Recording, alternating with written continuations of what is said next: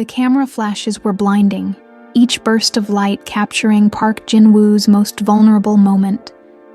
South Korea's most powerful CEO knelt on the cold marble floor of Incheon Airport's departure gate, his perfectly tailored Armani suit wrinkled from hours of desperate waiting.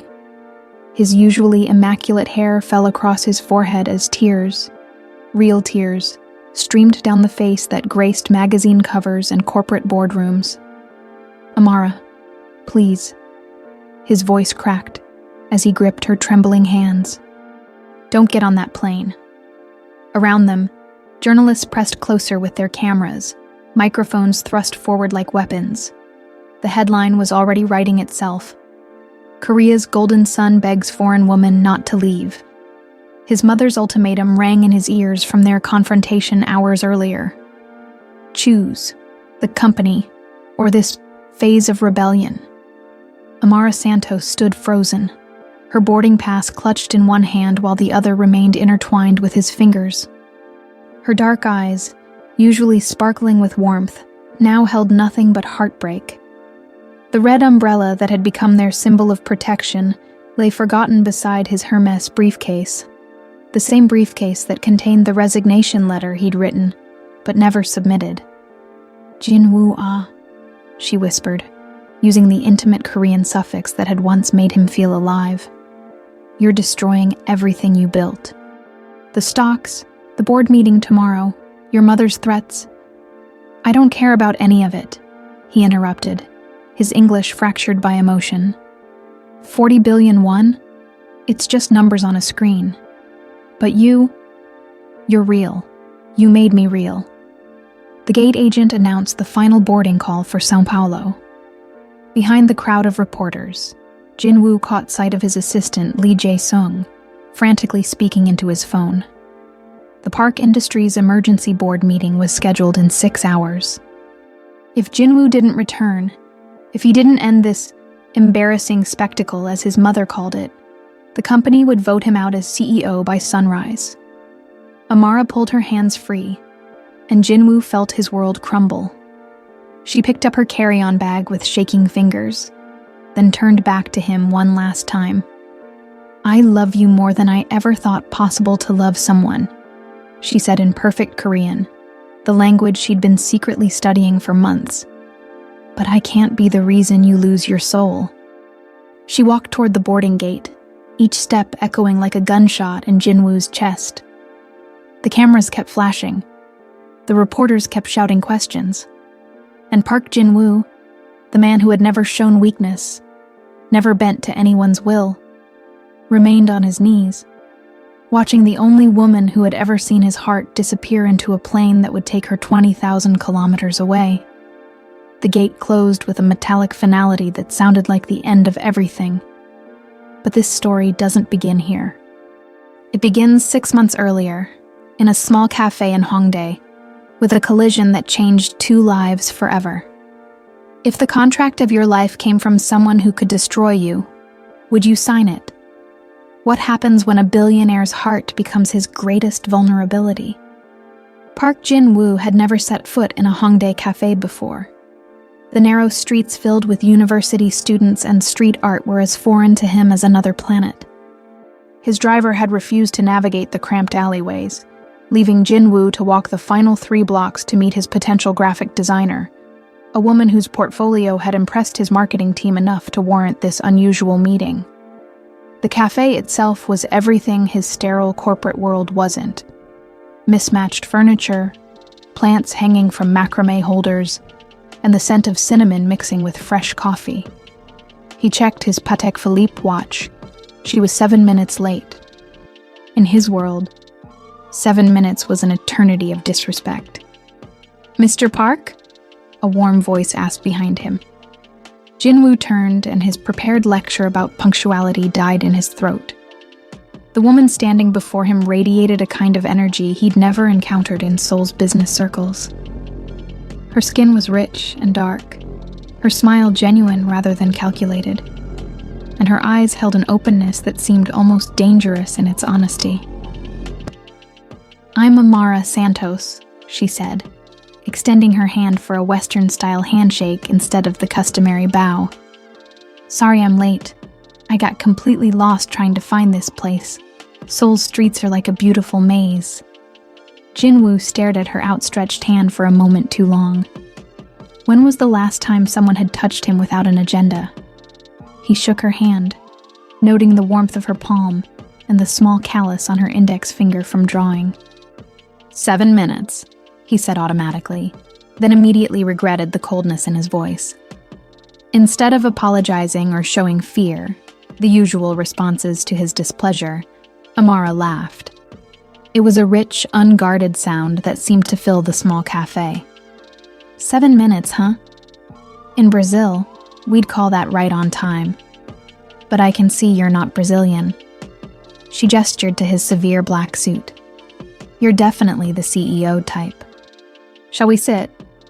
I brought my portfolio, but I also brought something better. She reached into her colorful bag and pulled out a small container. Brigadeiros, Brazilian chocolate truffles. I made them this morning. Consider it an international peace offering for my shocking tardiness. Jinwoo found himself accepting the small chocolate ball, even though he hadn't eaten sugar in 3 years as part of his rigid dietary regimen. The moment it touched his tongue, sweetness exploded across his palate. Not just the chocolate, but something he couldn't identify. Joy, maybe. Spontaneity. He struggled for words. Unexpected. Life's more interesting when it's unexpected, don't you think? Amara said, settling into the worn velvet chair across from him. Now, about this advertising campaign for Park Industries. I've been researching your company, and honestly, I'm fascinated. You've built an empire, but all your marketing feels so safe. Like you're afraid to show any personality. Jinwoo's business mask slipped back into place. Park Industries represents stability and trust. We don't need personality. Everyone needs personality, Mr. Park. Even billion-dollar conglomerates. She opened her portfolio, and Jinwoo found himself leaning forward despite himself. Her designs were unlike anything his marketing department had ever produced. Vibrant, emotional, human. This campaign, she said, pointing to a series of sketches, is about connection. Your company connects people through technology, through opportunities, through innovation. But your current ads make it look like you connect them through boardroom meetings and profit margins. For the next hour, Amara Santos systematically dismantled everything Jinwoo thought he knew about his own company's image. She was brilliant, passionate, and completely unintimidated by his reputation. More unsettling, she seemed to see straight through his carefully constructed CEO persona to something underneath, something he'd forgotten existed. "Why are you in Seoul?" he asked suddenly, interrupting her explanation of color psychology. "Adventure," she said simply. "I wanted to see a part of the world that was completely different from mine. I wanted to challenge myself, maybe fall in love with a new culture. So far it's been..." She paused, looking directly at him. Surprising. Their eyes met across the small table, and Jinwoo felt something shift in his chest. A warmth that had nothing to do with the coffee. A curiosity that extended beyond business. An attraction that his rational mind immediately tried to suppress. "I'll consider your proposal," he said, closing his leather portfolio with more force than necessary. "Just consider it?" Amara's eyebrows rose. "Mr. Park, I didn't fly 20,000 kilometers to be considered. I came here to create something extraordinary. The question is, are you brave enough to let me?" She stood up, shouldering her bag with a confidence that left Jinwoo momentarily speechless. "I'll give you 3 days to decide. If you choose safe and boring, I understand. But if you choose extraordinary..." She smiled that radiant smile again. "Well, I think you might surprise yourself." She left him sitting alone at the small table, surrounded by the scent of cinnamon and the lingering sweetness of brigadeiros. Jinwoo stared at her portfolio for a long moment, then at the empty chocolate container. For the first time in his adult life, he found himself wondering what it would feel like to choose extraordinary. But extraordinary, he was about to discover, came with a price tag his carefully ordered world might not be able to afford. 3 days passed, and Jinwoo found himself thinking about Amara Santos at the most inappropriate moments. During board meetings, he'd remember her laugh. While reviewing quarterly projections, he'd catch himself wondering what Brazil looked like through her eyes. His assistant, Lee Jae-sung, had noticed his unusual distraction, but was too respectful to comment. On Friday evening, Jinwoo made a decision that surprised even himself. Instead of returning to his penthouse after a 16-hour workday, he drove his Maserati back to Hongdae. He told himself it was to discuss the marketing proposal. He told himself it was purely business. He found Amara in the same cafe, but this time she wasn't alone. A young Korean man sat across from her, leaning forward with obvious interest as she sketched something on a napkin. Jinwoo felt an unfamiliar tightness in his chest. Jealousy was an emotion he'd trained himself to eliminate years ago, yet here it was, hot and unwelcome. "Mr. Park." Amara's face lit up when she spotted him. "You came back." "I wanted to discuss your proposal," he said stiffly, noting how the young man's expression shifted from interest to recognition to fear when he realized who had approached their table. "Of course," the man stammered in Korean, bowing deeply. "I was just leaving. Miss Santos, thank you for the English practice." After he hurried away, Amara gestured for Jinwoo to sit. "English tutoring," she explained. "It helps pay for my extended stay in Seoul. Plus, I love meeting local people. Everyone has such interesting stories." "You're struggling financially?" The question slipped out before Jinwoo could stop it. Amara's smile faltered slightly. "Not struggling. Just being practical. Seoul is expensive, and I want to stay longer than I originally planned." She was hiding something.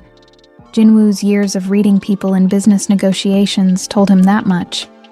But instead of pressing, he found himself pulling out the contract his legal team had prepared.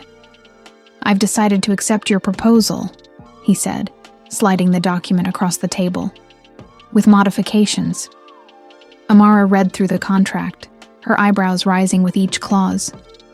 "This is incredibly generous. Almost too generous. What's the catch?" "No catch. I want the campaign done right." "Mr. Park." "Jinwoo." She corrected herself, using his given name for the first time. "This budget could fund my entire design studio for 5 years. Are you sure you understand what you're offering?" The sound of his name and her accent did something strange to his composure. "I always understand what I'm offering." But as the words left his mouth, he realized they weren't entirely true. He was offering her money, yes, but also something more dangerous: access to his world, his time, his carefully guarded attention. "There is one additional requirement," he added, pulling out a second document. "I want to be involved in every aspect of the campaign development. Personal oversight. You want to micromanage me?" There was challenge in her voice, but also amusement. "I want to understand your creative process. Consider it cultural exchange." Amara studied his face with those perceptive eyes. "Okay, but I have conditions too. First, we meet in different places around Seoul. I want to understand the city through local eyes, not just corporate boardrooms. Second, you have to try things my way before defaulting to your way. And third," she paused, smiling, "you have to let me cook for you at least once. Brazilian food, real Brazilian food, not some fusion interpretation. I don't eat outside of my dietary restrictions. Everyone needs to break their own rules sometimes, Jinwoo. Even CEOs." The way she said his name made his defenses crumble just slightly. Fine. But we start Monday, and I expect professional boundaries maintained at all times. Of course, very professional, Amara agreed, though her eyes sparkled with mischief. Should I bow every time I see you? Call you Sajangnim? Wear a business suit? That won't be necessary. Good, because I look terrible in gray. Despite himself, Jinwoo almost smiled. Almost. They spent the next hour going over project timelines and deliverables, but Jinwoo found himself more interested in the way Amara gestured while talking, the passion in her voice when she described her vision for the campaign, the small scar above her left eyebrow that looked like it had a story behind it. When they finally parted ways outside the cafe, Amara touched his arm lightly, a casual gesture that sent electricity through his entire nervous system. Jinwoo? She said. Thank you for trusting me with this. I won't let you down. See that you don't. But as he watched her walk away into the Seoul night, Jinwoo realized he wasn't worried about professional disappointment. He was worried about something far more dangerous. The possibility that Amara Santos might be the first person in 20 years to see past his armor and find the man he'd buried under layers of corporate necessity. That night, alone in his penthouse overlooking the Han River, Jinwoo found himself doing something he hadn't done since his father's death. He allowed himself to cry. Just one tear, sliding down his cheek as he realized that his perfectly controlled life was about to become beautifully, terrifyingly complicated.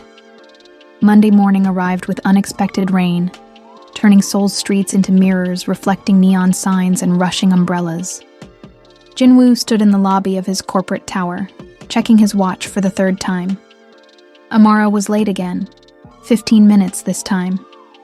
His phone buzzed with texts from his assistant about the quarterly board meeting, but all Jinwoo could focus on was the empty revolving door. Had she changed her mind about the project? Had his coldness at the cafe driven her away? Sorry! Amara burst through the entrance, shaking rain from her bright yellow raincoat. The subway was delayed, and I couldn't find my T-Money card, and then I got lost in this maze of a building. She stopped mid-sentence, taking in the marble lobby with its soaring ceilings and intimidating corporate art. Wow, this is where you work every day? This is where I live, Jinwoo corrected, then immediately regretted the honesty.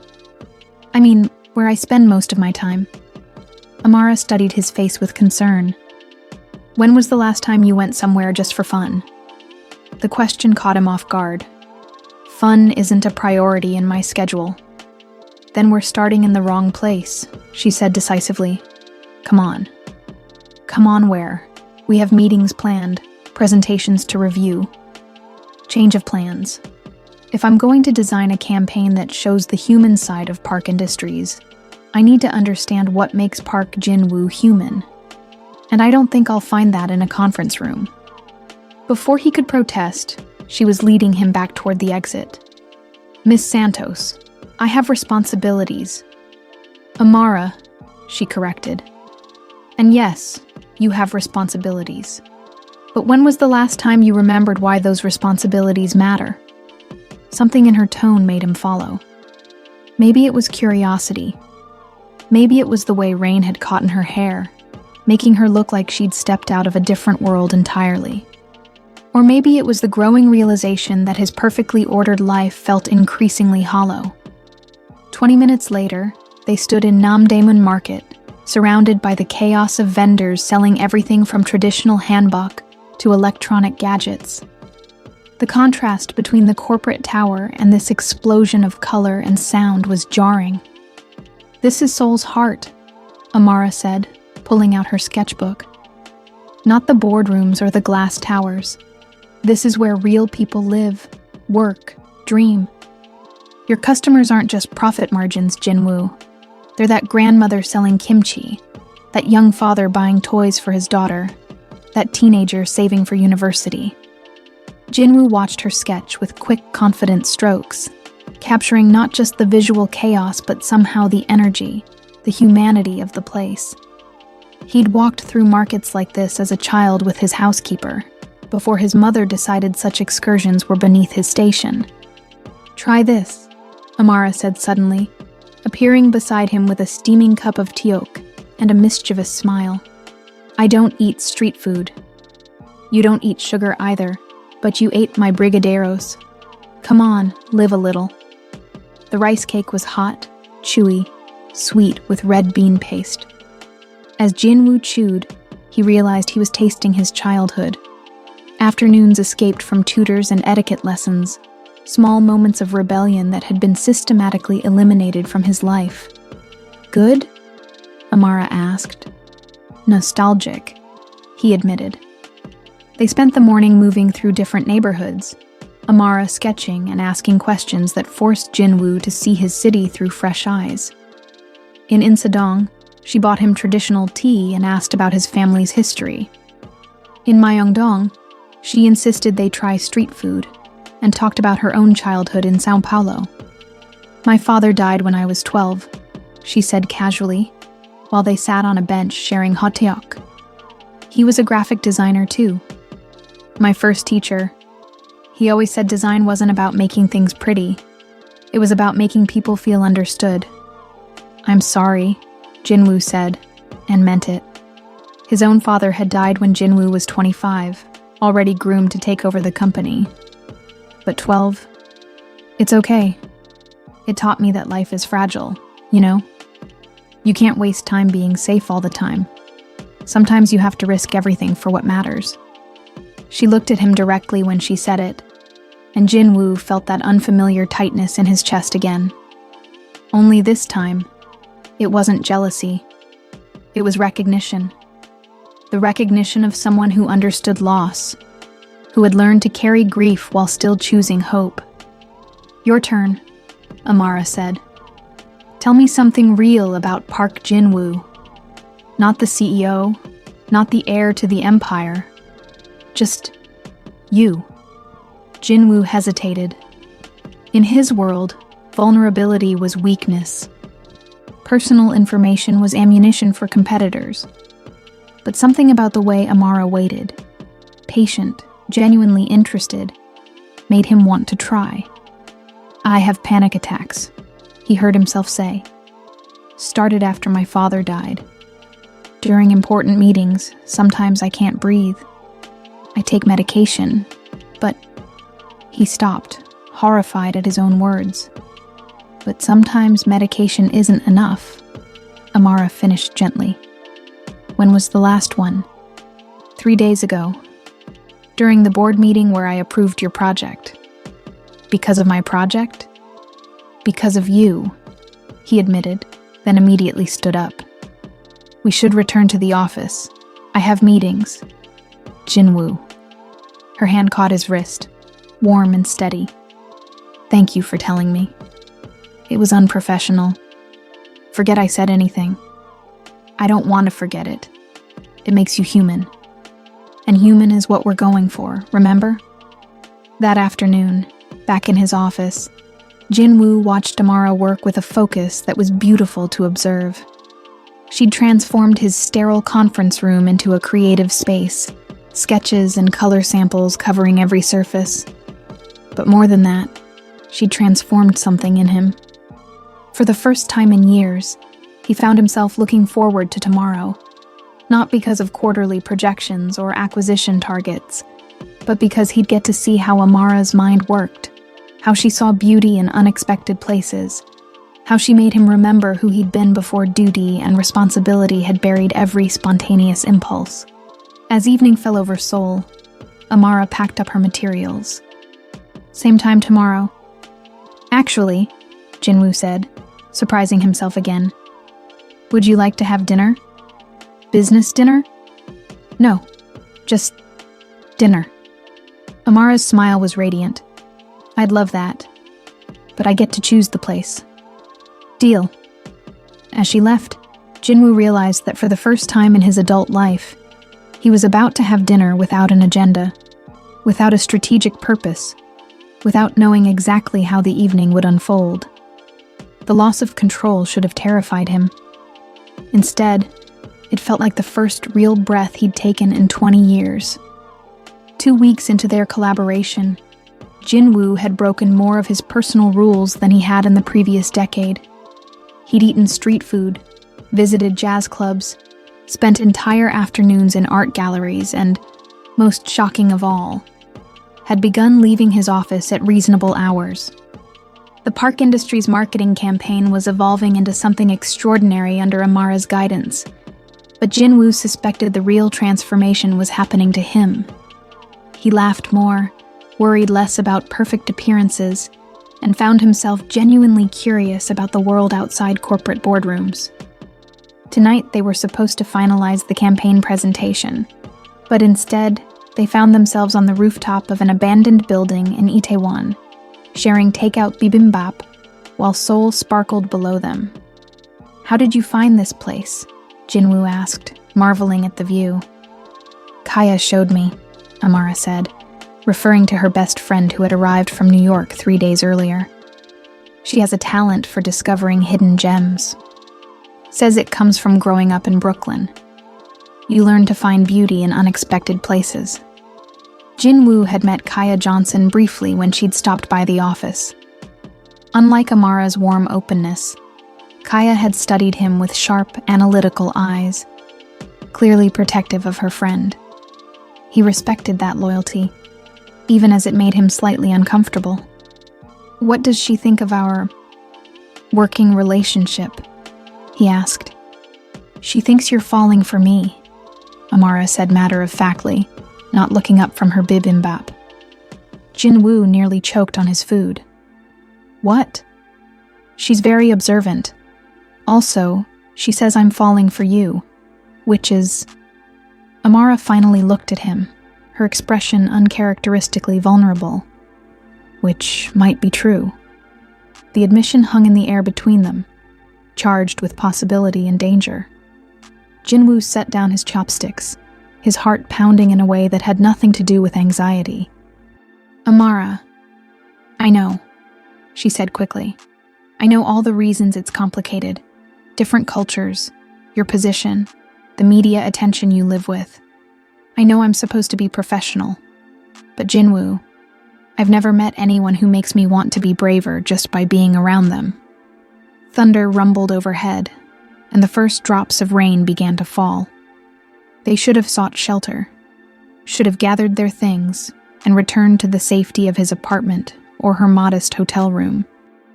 Instead, they stayed exactly where they were. "You make me braver too," Jinwoo admitted. "For 3 weeks, I've been someone I barely remember being.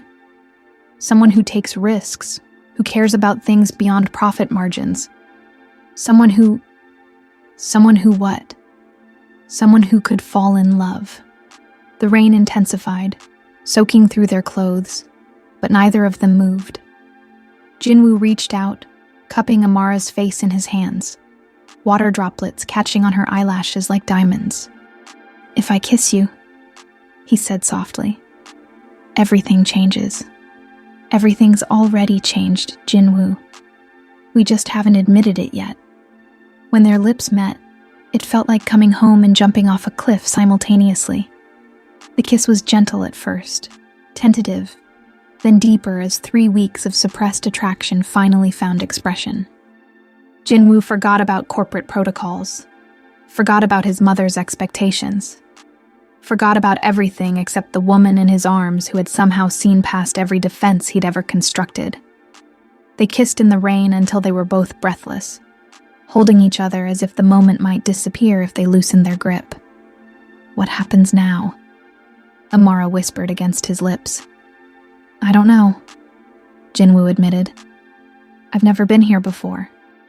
They made it back to his penthouse, both soaked and shivering, both aware that they had crossed a line that couldn't be uncrossed.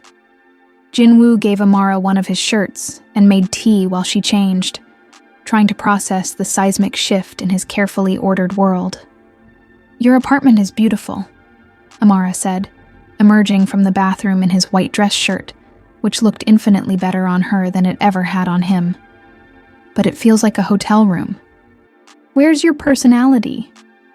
Jinwoo looked around at the minimalist decor, the expensive art chosen by an interior designer, the complete absence of anything personal or warm. I guess I never thought about it. When we finish this campaign, Amara said, settling beside him on the leather sofa, I want to help you make this place feel like home. When we finish the campaign, you'll go back to Brazil. The words hung heavy between them, the reality neither had wanted to acknowledge. Amara's visa allowed for a 3-month stay, with 1 month already passed. Their time together had an expiration date, making every moment more precious and more painful. Maybe I don't have to go back right away, she said quietly. Amara, be realistic. Your life is in São Paulo. Your family, your friends, your career. My family will survive without me for a while longer. My friends visit each other across continents. And my career. She gestured around his apartment. Working with Park Industries could open doors I never imagined, but only if you want that too. Jinwoo wanted it more than he'd wanted anything in his life. But want and possibility were different things entirely. My mother will never approve, he said finally. Have you ever asked yourself what you would do if her approval didn't matter? The question hit him like cold water.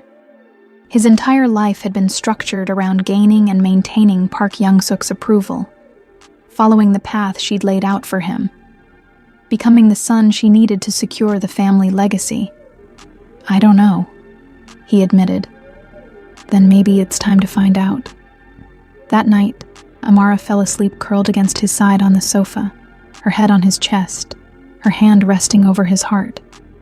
Jinwoo lay awake watching her breathe, memorizing the peaceful expression on her face, wondering if he was brave enough to fight for something his mother would see as the ultimate betrayal. 3 floors below, in the building's parking garage, a freelance photographer adjusted his telephoto lens and snapped another series of photos through Jinwoo's floor-to-ceiling windows. The images were blurry but unmistakable. Seoul's most eligible bachelor with a woman who definitely wasn't Korean, both clearly intimate, clearly involved. The photographer smiled as he scrolled through the shots on his camera's display. These photos would be worth a fortune to the right media outlet. And tomorrow morning, Park Jinwoo's private life would become very public indeed.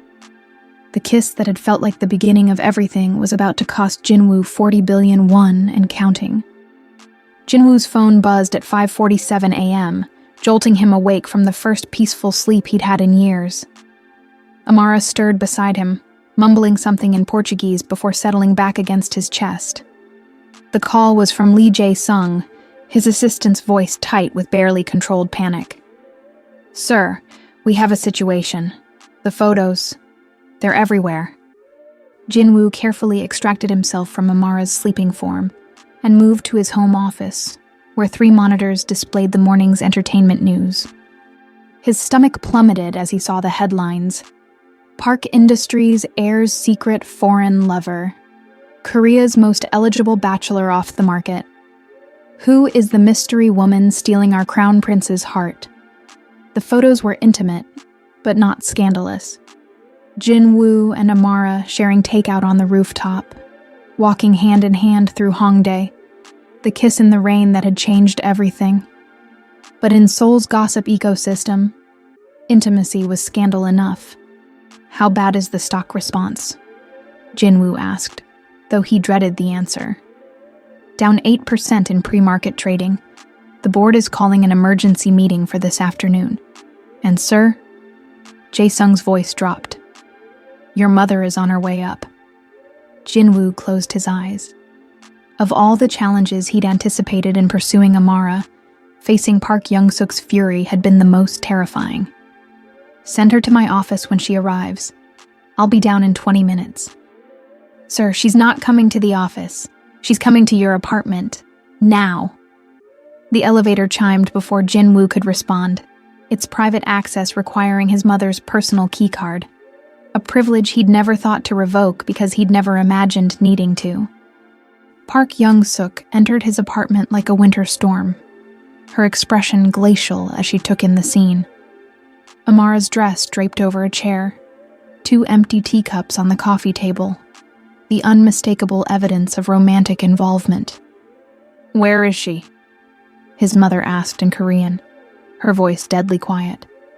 "Amioni, please, let me explain. Where is she?"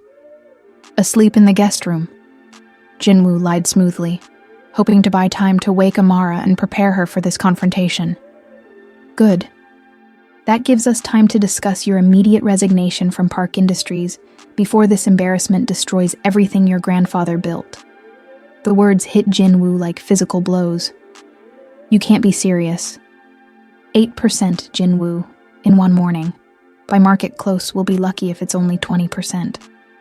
Do you understand what your indiscretion is costing us?" "It's not an indiscretion. I care about her." Park Young-suk's laugh was sharp as broken glass. "You care about her? A foreign woman who's been in the country for 4 weeks? A woman whose background we know nothing about, whose family connections could be anyone, whose intentions toward you are clearly financial?" "Her intentions aren't financial. She doesn't even know how much the company is worth." "Then she's even more dangerous than I thought. She's deluded enough to believe this is real love." Jinwoo felt anger rising in his chest, hot and unfamiliar. Maybe it is real love. Maybe that's something you've forgotten how to recognize. His mother's face went completely still. For a moment, Jinwoo glimpsed something vulnerable beneath her iron control. Pain, perhaps, or recognition. But it vanished so quickly, he might have imagined it. "You will end this relationship immediately," she said. "You will issue a public statement explaining that Miss Santos was a short-term business consultant, nothing more. You will marry Lee Min-jung as we discussed last year, and you will restore dignity to this family's name." "I won't do that." "Then you will resign from Park Industries and forfeit your inheritance. All of it. The board will vote you out by Thursday, and I will support their decision. Aomeoni, there is no negotiation here, Jinwoo. Choose. The empire your family built over 3 generations, or a 3-week infatuation with a woman who will abandon you the moment she realizes what you've sacrificed for her." Before Jinwoo could respond, Amara appeared in the doorway, wearing his shirt and looking devastatingly beautiful despite having just woken up. She took in the tension between mother and son, the newspapers scattered across his desk, and her expression shifted from sleepy contentment to understanding. "You must be Mrs. Park," she said in carefully pronounced Korean, bowing respectfully. "I'm Amara Santos. I'm honored to meet you." Park Young-suk studied Amara with the cold precision of a corporate hostile takeover. "Miss Santos, how convenient that you speak Korean. Have you been studying our language long?" "A few months. I wanted to understand Jinwoo's world better." "His world," Park Young-suk repeated. "And what exactly do you think his world consists of?" "Responsibility," Amara said without hesitation. "Loyalty to family, dedication to his employees, the weight of carrying on a legacy that began before he was born. I know what you're thinking, that I'm some opportunist who doesn't understand the gravity of his position. But Mrs. Park, I've watched him sacrifice every personal desire for duty. I've seen how much he loves this company, how much he respects what you've built. I would never ask him to choose between that and me. Wouldn't you?" Park Young-suk pulled out her phone and showed Amara the news articles. "Because that's exactly what you're doing. Every day you remain in his life, you're costing him everything he's worked for."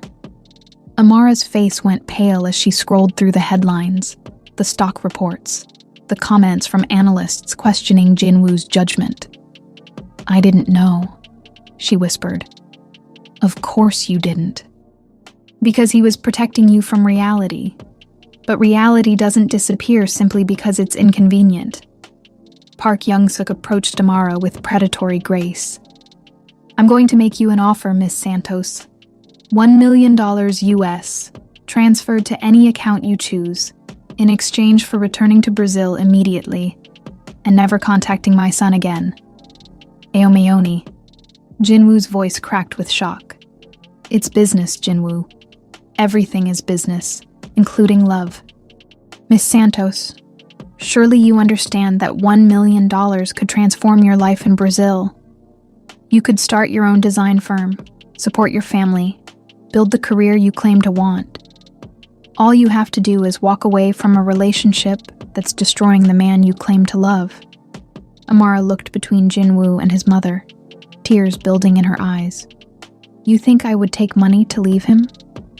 I think you're a practical woman who understands that sometimes love means letting go. The question is whether you love him enough to save him from himself. Stop, Jinwoo said, moving to Amara's side. Both of you stop. Amara, you don't have to listen to this. Aomeoni, if you think money can solve this, you understand nothing about what we have.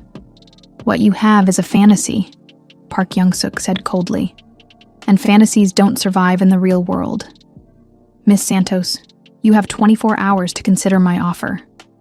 After that, I will use every resource at my disposal to ensure you understand exactly how unwelcome you are in my son's life. She gathered her purse and moved toward the elevator. Jinwoo, the board meeting is at 3 o'clock. I suggest you spend the morning deciding whether you want to be my son or a stranger who used to carry our name. The elevator doors closed with a soft chime, leaving Jinwoo and Amara alone in the deafening silence of consequences neither had anticipated. Is it true? Amara asked quietly. About the stock price? The board meeting? Jinwoo nodded, unable to find words. And would they really vote you out of your own company? It's not my company. It's the family's company. And if the family decides I'm a liability, then we need to end this, Amara said, her voice breaking. Before you lose everything. Amara, no. But she was already moving toward her clothes, toward the door, toward the impossible choice between love and destruction. Your mother was right about one thing, she said as she dressed. Sometimes love means letting go. Don't do this. Don't let her win. This isn't about winning or losing, Jinwoo. This is about saving you from making a choice you'll regret for the rest of your life. As Amara reached for the door handle, Jinwoo realized that the woman he'd fallen in love with was about to walk out of his life to protect him from the consequences of loving her. And the worst part was, he wasn't sure he was brave enough to stop her. The Park Industries boardroom had always been Jinwoo's sanctuary. A place where logic prevailed over emotion, where strategic thinking trumped personal feelings. But as he sat at the head of the polished mahogany table, facing 12 board members who looked like they were attending a funeral, he realized his sanctuary had become his tribunal. Board chairman Kim Sung-min, his father's oldest friend and supposed ally, cleared his throat with obvious discomfort. Jinwoo, we've called this emergency session to discuss the situation that has developed over the past 24 hours. The stock price had continued its free fall throughout the morning, closing down 18%, a catastrophic loss that wiped out nearly 40 billion won in market value. The financial news channels were running continuous coverage, with analysts questioning whether Park Industries' leadership had lost touch with Korean values. The situation, Jinwoo repeated calmly, is that I'm in a relationship with someone I care about. Since when is that grounds for corporate intervention? Since your private life began affecting shareholder confidence, replied Director Lee Mi-sun, her voice sharp with disapproval. We're receiving calls from major investors, partnership inquiries being withdrawn, government contracts being reassessed. Park Young-suk sat at the opposite end of the table, her face a mask of professional disappointment. She hadn't spoken to Jinwoo since their confrontation that morning, conducting all communication through intermediaries like a hostile takeover in progress. The board has discussed this matter extensively, Chairman Kim continued, and we believe the most appropriate course of action would be for you to take a temporary leave of absence, while this personal situation resolves itself. A temporary leave of absence, Jinwoo repeated. And who would assume CEO responsibilities during this leave? Your mother has graciously agreed to serve as interim CEO, as she did during your transition period after your father's passing. Jinwoo felt the trap closing around him.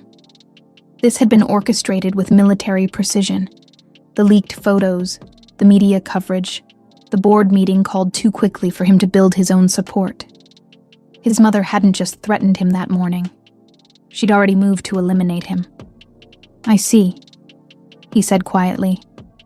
And what would be required for me to return from this temporary leave? The board members exchanged uncomfortable glances. Director Park Hyun-soo, the youngest member and usually Jinwoo's supporter, spoke carefully.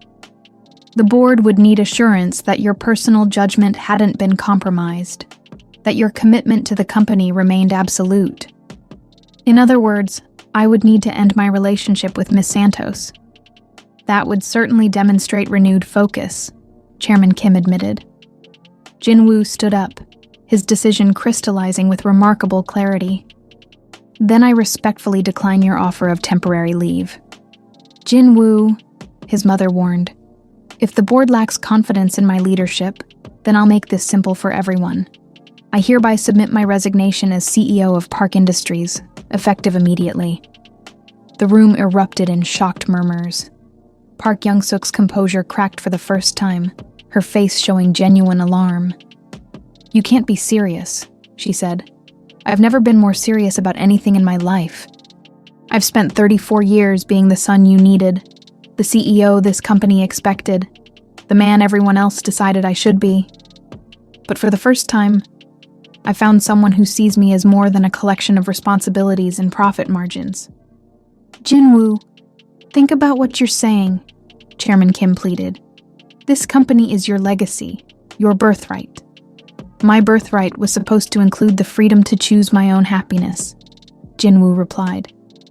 But apparently, that clause was never in the contract. He began walking toward the door, then stopped and turned back to face the board.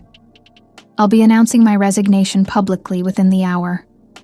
Miss Santos had nothing to do with this decision. In fact, she tried to talk me out of it.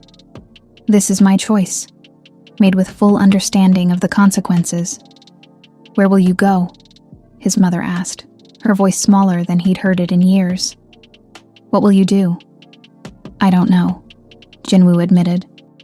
For the first time in my adult life, I genuinely don't know what comes next. And you know what? I'm looking forward to finding out. As he reached the door, Director Park Hyun-soo called out, Jinwoo, wait, maybe there's another solution. Jinwoo paused, hand on the door handle. What if we gave you time? The younger director continued. Not a leave of absence, but a sabbatical. 6 months to resolve your personal situation. The board could delay any major decisions until you return. And Miss Santos, Jinwoo asked, would need to maintain a very low profile. No public appearances together, no social media, no further media attention. If you could manage that? Jinwoo looked around the room, seeing a glimmer of hope in several faces. His mother's expression remained thunderous, but she was only one vote on a 12-member board. I'll consider it, he said finally. But I need to discuss it with Amara first. She deserves to know what she'd be agreeing to. You have 24 hours, Chairman Kim said. After that, we'll need to move forward with permanent leadership decisions. Jinwoo nodded and left the boardroom, his mind racing. A 6-month sabbatical wasn't the future he'd imagined, but it was breathing room. Time to figure out if love could survive in the shadow of an empire, if Amara would be willing to hide their relationship while he found a way to make it sustainable. But first, he had to find her. Because when he'd left his apartment for the board meeting, Amara Santos had been gone, along with every trace that she'd ever been part of his carefully ordered world. His assistant was waiting outside the boardroom, with an expression of barely controlled concern. Sir, Miss Santos called. She wanted me to give you this. Jae-sung handed Jin-woo an envelope with his name written in Amara's distinctive handwriting. Inside was a single sheet of paper and a small object wrapped in tissue paper. Jin-woo. By the time you read this, I'll be at the airport. I'm not taking your mother's money. I could never do that. But I also can't stay and watch you destroy everything you've built for a relationship that might not survive the pressure we'd be under. You asked me once what I wanted from life. I wanted adventure, challenge, the chance to fall in love with something new. Mission accomplished on all counts. But I also want you to be happy. And I don't think you can be truly happy if you're always wondering whether you chose the right path. Take the sabbatical if they offer it. Use the time to figure out who you are when you're not trying to be who everyone else needs you to be. If, at the end of that time, you still want to try this, if you still think what we have is worth fighting for, then come find me. I'll be in Brazil, learning to be brave enough to deserve you. All my love, Amara. P.S. I'm keeping the red umbrella. Consider it motivation to come and get it back. Jin-woo unwrapped the tissue paper to find his father's college graduation ring, the one he wore on his right hand, the one Amara had noticed on their second meeting and asked about. He'd told her it represented the weight of legacy, the responsibility of living up to someone else's dreams. She'd given it back to him, and he understood why. So he could decide for himself what legacy he wanted to carry forward. Standing in the hallway of Park Industries, holding a love letter and his father's ring, Jin-woo made the second life-changing decision of the day. He was going to take the sabbatical. And then he was going to Brazil. But first, he had to survive 6 months of being apart from the woman who had taught him that the biggest risk in life wasn't losing everything. It was never being brave enough to try. 3 weeks after Amara's departure, Park Young-suk sat in her son's former office, surrounded by quarterly reports and strategic plans, feeling nothing but hollow victory. The stock price had recovered most of its losses. The board was praising her steady leadership, and Jin-woo had officially begun his sabbatical, spending his days in a modest apartment in Gangnam, apparently writing and doing volunteer work with refugees. It should have been enough. She had protected the family empire, eliminated the threat to their reputation, and secured the company's future. But every morning when she looked in the mirror, Young-suk saw her own mother's face. The same stern expression, the same iron determination, the same willingness to sacrifice personal happiness for family duty. The irony wasn't lost on her. 40 years ago, she had been Jin-woo's age, deeply in love with a man her parents deemed inappropriate. Park Jae-min had been brilliant, passionate, and completely unsuitable. A professor from a middle-class family, with no business connections and no dowry to offer. When Young-suk's parents forced her to choose between love and family obligation, she had chosen duty. She had married the man they selected, built the life they designed, and buried her heart so deeply she sometimes forgot it existed. Now she was doing the same thing to her son, perpetuating a cycle she had sworn to break when Jin-woo was born. Her secretary knocked on the door. "Ma'am, there's a woman here to see you. She says she's a friend of Miss Santos." Young-suk looked up, immediately alert. "Send her in."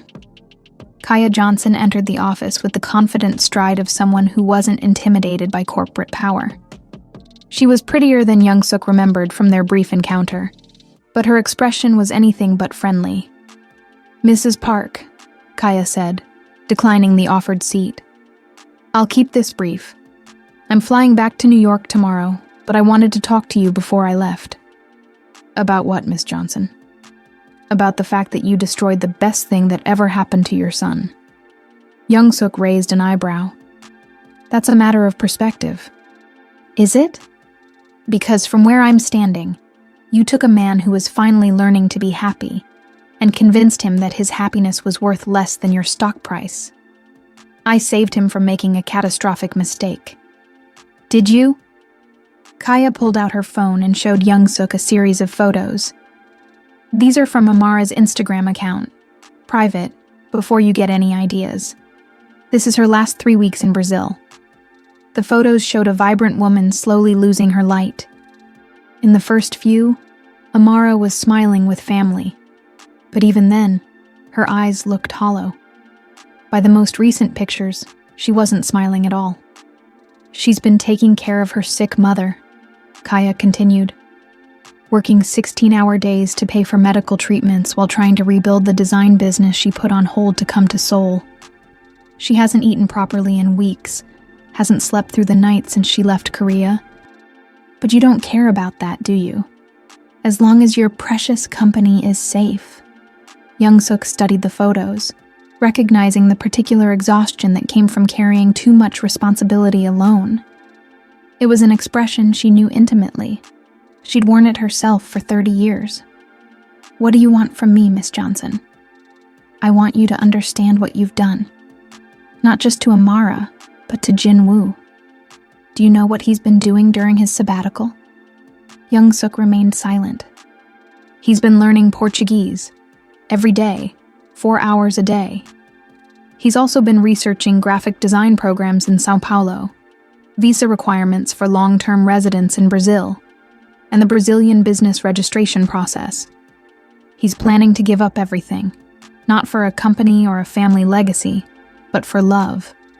Real love. The kind you apparently decided he doesn't deserve. The words hit Young-suk like physical blows. Her son was planning to abandon Korea entirely, to rebuild his life in a foreign country for a woman who might not even want him anymore.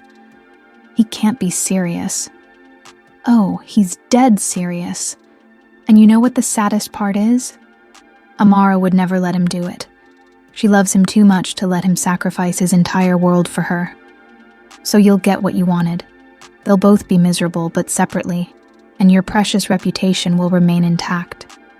Kaya moved toward the door, then paused. I've known Amara since college, Mrs. Park. She's the strongest, kindest, most genuine person I've ever met.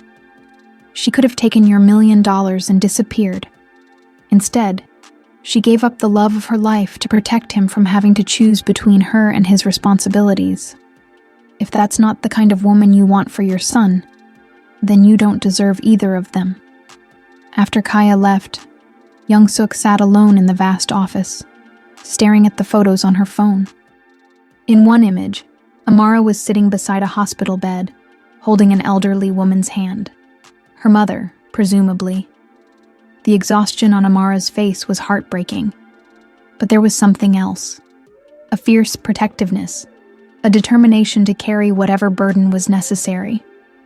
It was exactly the same expression Young-suk had worn when her own husband was dying, when she'd taken over Park Industries while nursing him through his final months, when she'd held the company together through sheer force of will because someone had to be strong enough to survive. For the first time in 20 years, Park Young-suk allowed herself to remember Park Jae-min, not the unsuitable professor her parents had forced her to reject, but the man who had made her laugh, who had seen her as more than a chaebol daughter, who had loved her completely and without reservation. She had chosen duty over love, and spent 40 years wondering if she'd made the right decision. Now she was forcing her son to make the same choice, and for the first time, she wasn't sure it was a choice worth making. That evening, Young-suk did something she hadn't done in decades. She went to the small jazz club in Hongdae, where she'd once spent stolen hours with Jae-min, listening to music and dreaming of a different life. The club was still there, barely changed, still dimly lit with the same intimate atmosphere. She ordered a whiskey, his drink, and sat alone at a corner table, remembering what it felt like to be young and reckless and willing to risk everything for love. Her phone buzzed with a text from Jin-woo. Aomeoni, I'm leaving for Brazil next week. I wanted you to know. I love you, but I can't live the life you've chosen for me anymore. Young-suk stared at the message for a long time, then typed back. We need to talk. Tomorrow. My office. But as she hit send, she realized that tomorrow might already be too late to undo the damage she'd caused. Some bridges, once burned, could never be rebuilt. The question was whether she was brave enough to try. Jinwoo stood in his empty apartment, suitcases packed, Portuguese language books scattered across his coffee table. His flight to São Paulo departed in 3 hours, and he felt simultaneously terrified and more alive than he had in months. The past week had been a whirlwind of preparations. Selling his car, arranging for extended leave from all his board positions, getting his visa approved with the help of a Brazilian immigration attorney. He'd liquidated enough investments to support himself for 2 years while he figured out how to rebuild his life in a new country. His phone had been ringing constantly, board members trying to talk him out of leaving, reporters who'd gotten wind of his travel plans, even a few former business rivals who seemed genuinely concerned about his sanity. But the one call he'd been hoping for hadn't come. Young-suk had requested a meeting the day before, but Jinwoo had declined. He was done allowing his mother to dictate the terms of his happiness. If she wanted to repair their relationship, she could do it without ultimatums or corporate boardrooms. A knock at the door interrupted his final preparations. Jinwoo opened it, expecting to find his driver, but instead found Lee Jae-sung holding an envelope and looking uncharacteristically nervous. "Sir, I know you said no interruptions, but this came by special delivery an hour ago. The messenger said it was urgent." Jinwoo recognized the handwriting immediately. Amara's distinctive script, more hurried than usual. His heart pounded as he tore open the envelope. "Jinwoo, Kaya told me about your plans. Please don't come to Brazil. Not like this. Not when you're running away from your life instead of running toward something better. My mother is getting worse. The treatments aren't working, and I need to be here completely, without the distraction of wondering whether you're sacrificing too much for me. You belong in Seoul, in the world you understand, building the empire you were born to lead. I will always love you. That's exactly why I can't let you destroy yourself for me. Stay in Korea. Find happiness there. Remember me fondly, but let me go. Amara." Jinwoo read the letter 3 times, each reading making his resolve stronger rather than weaker. She was protecting him again, just as she had when she left Seoul. But this time, he wasn't going to let her noble instincts dictate their future. "Jae-sung, change of plans. We're not going to Incheon Airport. We're going to the Park Industries building. Sir, I need to have a conversation with my mother. And then I'm getting on that plane to Brazil, with or without her blessing." 20 minutes later, Jinwoo walked into the Park Industries executive floor for the first time in 3 months. The familiar environment felt strange now.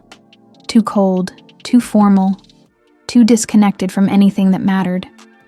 Young-suk was waiting in her office, but she wasn't alone. Chairman Kim sat across from her desk, along with 2 other board members Jinwoo didn't expect to see. "Jinwoo," his mother said, standing up. "I'm glad you came. I can't stay long. My flight leaves in 2 hours. About that," Chairman Kim interjected. "We've been discussing your situation, and we have a proposal." Jinwoo remained standing, his body language making it clear this would be a brief conversation. "I'm listening." "The board has voted to extend your sabbatical indefinitely," Young-suk said, "with full salary continuation and the option to work remotely from anywhere in the world." "What's the catch?" "No catch. You maintain your position as CEO, you keep your equity stake, and you have complete freedom to live wherever and with whomever you choose."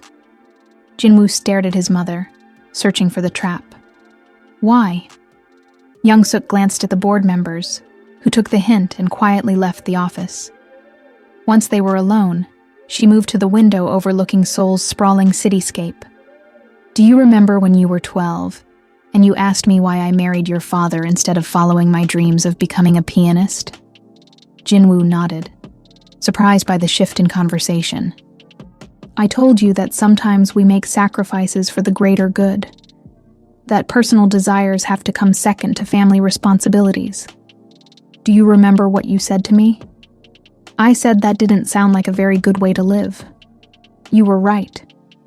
Young-suk's voice was softer than Jin-woo had heard it in years. I spent 40 years telling myself that I'd made the right choice, that duty was more important than happiness. But watching you these past few months, seeing how you changed when you were with her, how alive you became. She turned to face him directly. Kaya Johnson came to see me yesterday. She showed me pictures of Amara in Brazil. Jin-woo, that young woman is destroying herself trying to take care of her family, the same way I destroyed parts of myself taking care of ours. The same way you've been destroying yourself trying to be the son you thought I needed. What are you saying? I'm saying go to Brazil. Fight for her. Bring her back here if she'll come, or stay there if that's what it takes. But don't spend the next 40 years wondering what if the way I have.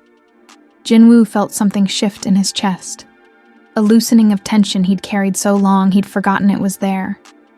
And the company? Will survive. It survived when I took over from your father. It survived when you took over from me.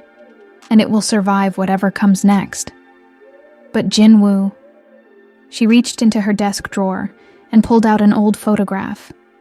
A young woman with Jin-woo's eyes sitting beside a man at a piano. Love doesn't survive neglect.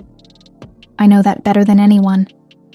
Jin-woo studied the photograph, seeing his mother as he'd never seen her before.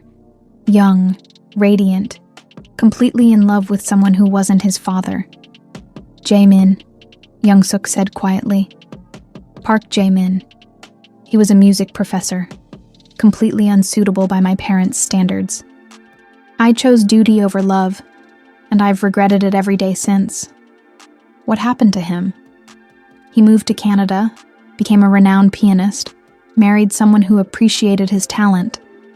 He sent me a wedding invitation 10 years later. I still have it in my desk drawer, along with every concert program he ever sent me. Jin-woo felt tears building in his eyes. Aomeoni, don't make my mistake, Jin-woo. Don't choose the safe path just because it's expected.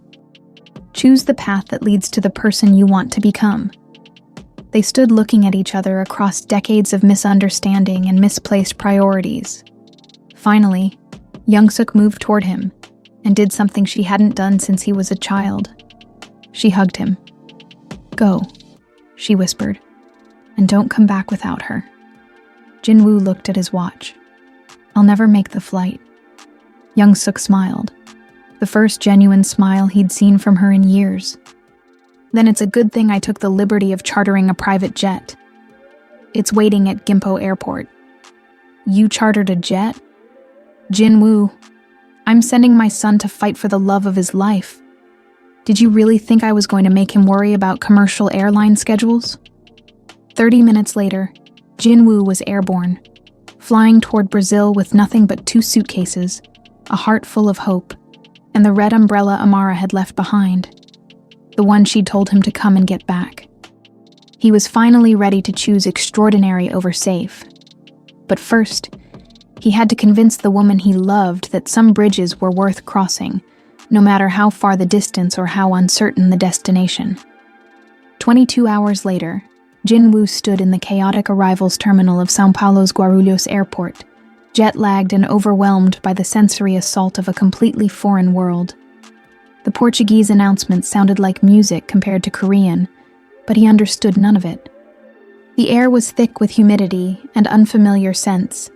Tropical fruits, diesel exhaust, something floral he couldn't identify. He'd spent the entire flight rehearsing what he would say to Amara, practicing Portuguese phrases, and trying to imagine how she would react to seeing him.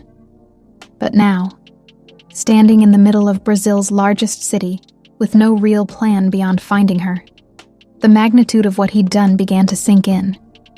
His phone had service, thankfully, and Kaya had provided Amara's address before his departure.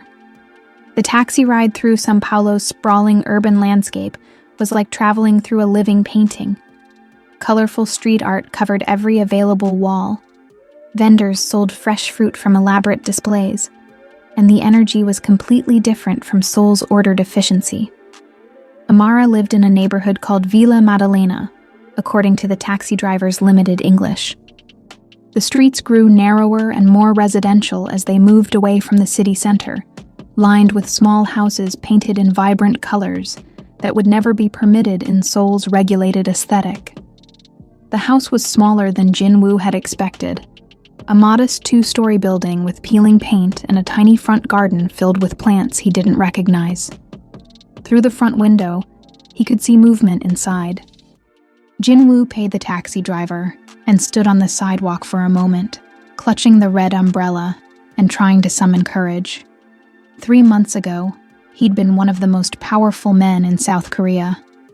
Now he was a stranger in a foreign country, about to interrupt the life of a woman who had explicitly told him not to come. He knocked on the front door. A young man answered, tall, dark-skinned, with Amara's eyes and a protective expression that immediately reminded Jinwoo of Kaya.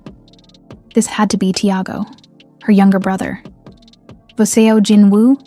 The young man asked in Portuguese, then switched to accented English. You are Jinwoo? Yes. Is Amara here? Tiago studied him for a long moment, taking in the expensive clothes, the exhaustion from travel, the red umbrella. She's at the hospital with our mother. But you should come in. We need to talk. The inside of the house was everything Jinwoo's sterile apartment hadn't been. Warm, lived in, filled with family photographs and colorful artwork. The scent of spices and coffee lingered in the air, and he could hear a television playing Brazilian music in the background. Sit, Tiago said, gesturing to a worn but comfortable sofa. I make coffee. Real Brazilian coffee, not that Korean stuff. While Tiago worked in the small kitchen, Jinwoo studied the photographs covering every surface. Amara at various ages, as a child with pigtails, as a teenager in school uniform, as a young woman graduating from university. But in every picture, she was surrounded by family, her smile radiant and unguarded. She told us about you, Tiago said, returning with 2 small cups of the strongest coffee Jinwoo had ever tasted. About Seoul, about your mother, about why she had to leave. How much did she tell you? Everything. Amara doesn't know how to hide her feelings. When she came back from Korea, she was broken. Not just sad, broken. Like someone had taken all the light out of her. Jinwoo felt guilt twist in his stomach. I never wanted to hurt her. But you did hurt her. And now you're here. And I need to understand why. Are you here because you feel guilty? Because you want to fix something? Or are you here because you finally decided to fight for her? The directness of the question caught Jinwoo off guard. In Korea, such conversations would be approached with elaborate courtesy and subtle implications. But Tiago's bluntness was refreshing, even as it was challenging. I'm here because I can't live without her, Jinwoo said simply. I tried to respect her decision, tried to stay away like she asked. But Tiago, your sister taught me what it means to be truly alive. Everything else, the company, the money, the reputation, it's all just noise compared to how I feel when I'm with her. Tiago nodded slowly. Good answer. But there are things you need to know before you see her. What things? Our mother, Conceição. She has advanced cancer. The treatments are expensive and they're not working very well. Amara has been working 3 jobs to pay for them. Design work during the day, English tutoring in the evenings, and night shifts at a call center. She sleeps maybe 4 hours a night, eats 1 meal a day, and hasn't bought herself anything new since she came back from Seoul. Jinwoo felt his heart break a little more with each detail. The worst part, Tiago continued, is that she blames herself. She thinks if she had stayed in Korea, if she had accepted your mother's money, if she had made different choices, somehow our mother would be getting better care. That's not her responsibility. Of course not. But Amara has always carried everyone else's problems like they were her own. It's who she is. The question is, are you here to add to her burden, or to help carry it. Before Jinwoo could answer, the front door opened and Amara walked in, her arms full of grocery bags and her face drawn with exhaustion. She was thinner than Jinwoo remembered, her clothes hanging loose on her frame, her usually vibrant energy dimmed to a flicker. She looked up and saw him sitting on her family's sofa, and the grocery bags slipped from her hands, scattering fruit and vegetables across the floor. Jinwoo? Her voice was barely a whisper. "What are you doing here?" "I came to get my umbrella back," he said softly, standing up and extending the red umbrella toward her. Amara stared at the umbrella, then at his face, and Jinwoo saw the exact moment when her carefully constructed composure crumbled. Tears spilled down her cheeks as she covered her mouth with her hands. "You can't be here," she said through her tears. "I told you not to come. I told you." "You told me a lot of things," Jinwoo interrupted gently. "You told me I should stay in Korea, find happiness there, let you go. But Amara, you never asked me what I wanted. What you want doesn't matter if it destroys your life. What if I told you that losing you was destroying my life?" They stood looking at each other across the scattered groceries, 3 months of separation and misunderstanding hanging between them like a wall. Finally, Tiago cleared his throat. "I'm going to the hospital to check on Mai," he said diplomatically. "You two have things to discuss." After Tiago left, Amara bent down to collect the fallen groceries, her movements mechanical and tired. Jinwoo knelt beside her, helping gather oranges and onions, their hands occasionally brushing with electric familiarity. "You look exhausted," he said softly. "I'm fine. When was the last time you slept more than 4 hours?" Amara looked up at him sharply. "Tiago told you. He's worried about you. Everyone who loves you is worried about you." "And what about everyone who loves you? Your mother? Your company? Your responsibilities in Seoul?" Jinwoo sat back on his heels, still holding an orange. "My mother gave me her blessing to come here. The company is being run remotely while I figure out where I belong.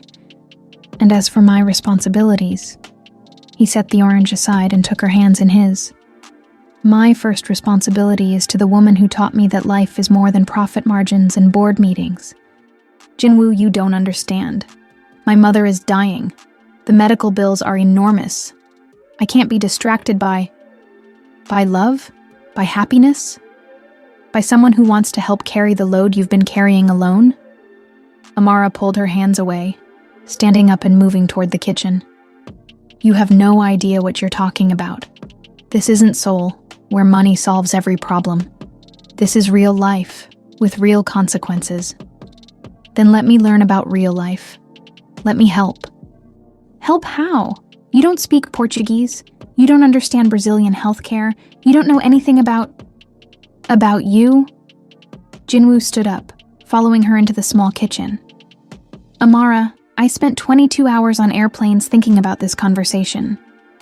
I know you're going to list every practical reason why this won't work. I know you're going to try to protect me from making sacrifices for you. But what I need to know is simple. Do you still love me?" The question hung in the air between them. Amara gripped the edge of the counter, her knuckles white with tension.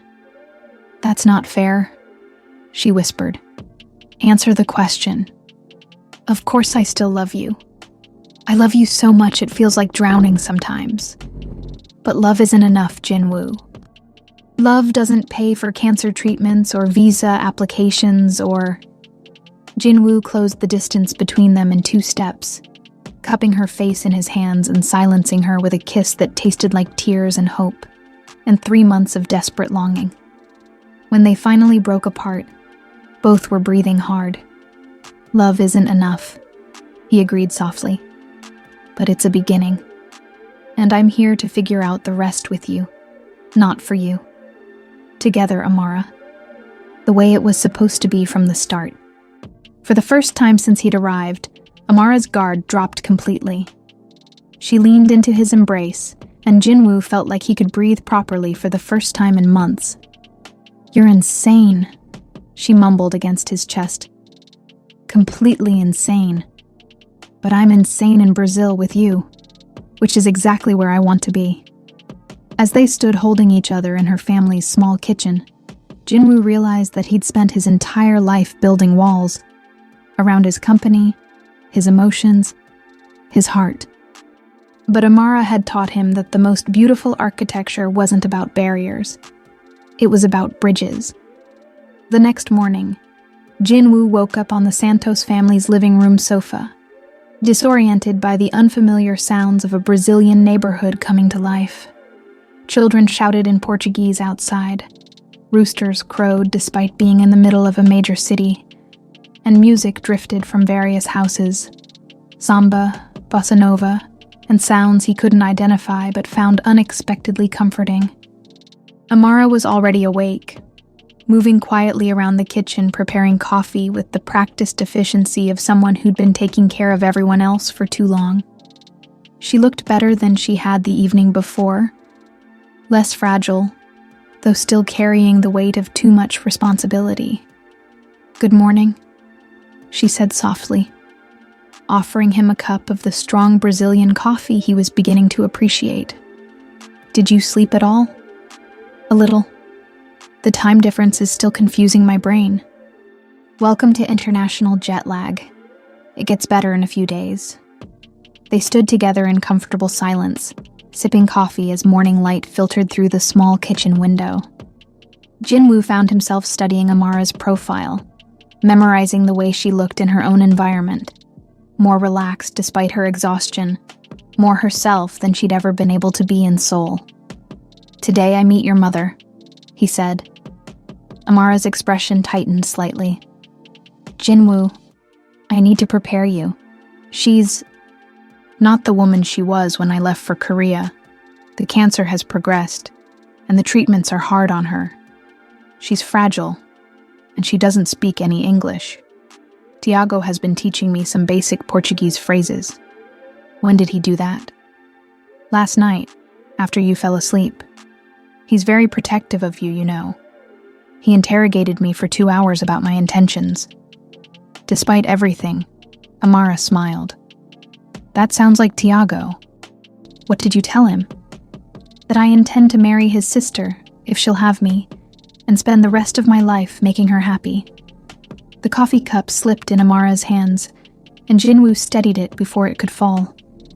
"Jinwoo, I know it's soon. I know we have practical things to figure out. But Amara, I didn't fly halfway around the world to play it safe. I came here to build a life with you, whatever that looks like." Before she could respond, Tiago appeared in the kitchen doorway, already dressed for the day. "Ready to meet Mai?" he asked Jinwoo. The hospital was a 30-minute bus ride through São Paulo's sprawling landscape. Jinwoo had never taken public transportation before his time with Amara in Seoul, and now he found himself squeezed onto a crowded Brazilian bus, listening to conversations he couldn't understand, surrounded by families heading to work, school, hospitals. It was chaotic and loud and completely overwhelming, but when Amara took his hand as the bus navigated traffic, Jinwoo realized he'd rather be here with her than in the back of a luxury car by himself. The oncology ward was clean, but clearly underfunded. Too many patients in too few rooms, overworked nurses moving between beds with efficient kindness. Amara led him to a semi-private room where an elderly woman lay connected to various machines, her face bearing unmistakable traces of Amara's beauty, despite being ravaged by illness and treatment. "Mai," Amara said softly, approaching the bed. "I brought someone to meet you." Conceição Santos opened her eyes, the same warm brown as her daughter's, and focused on Jinwoo with obvious curiosity. She said something in Portuguese, and Amara laughed for the first time since Jinwoo had arrived.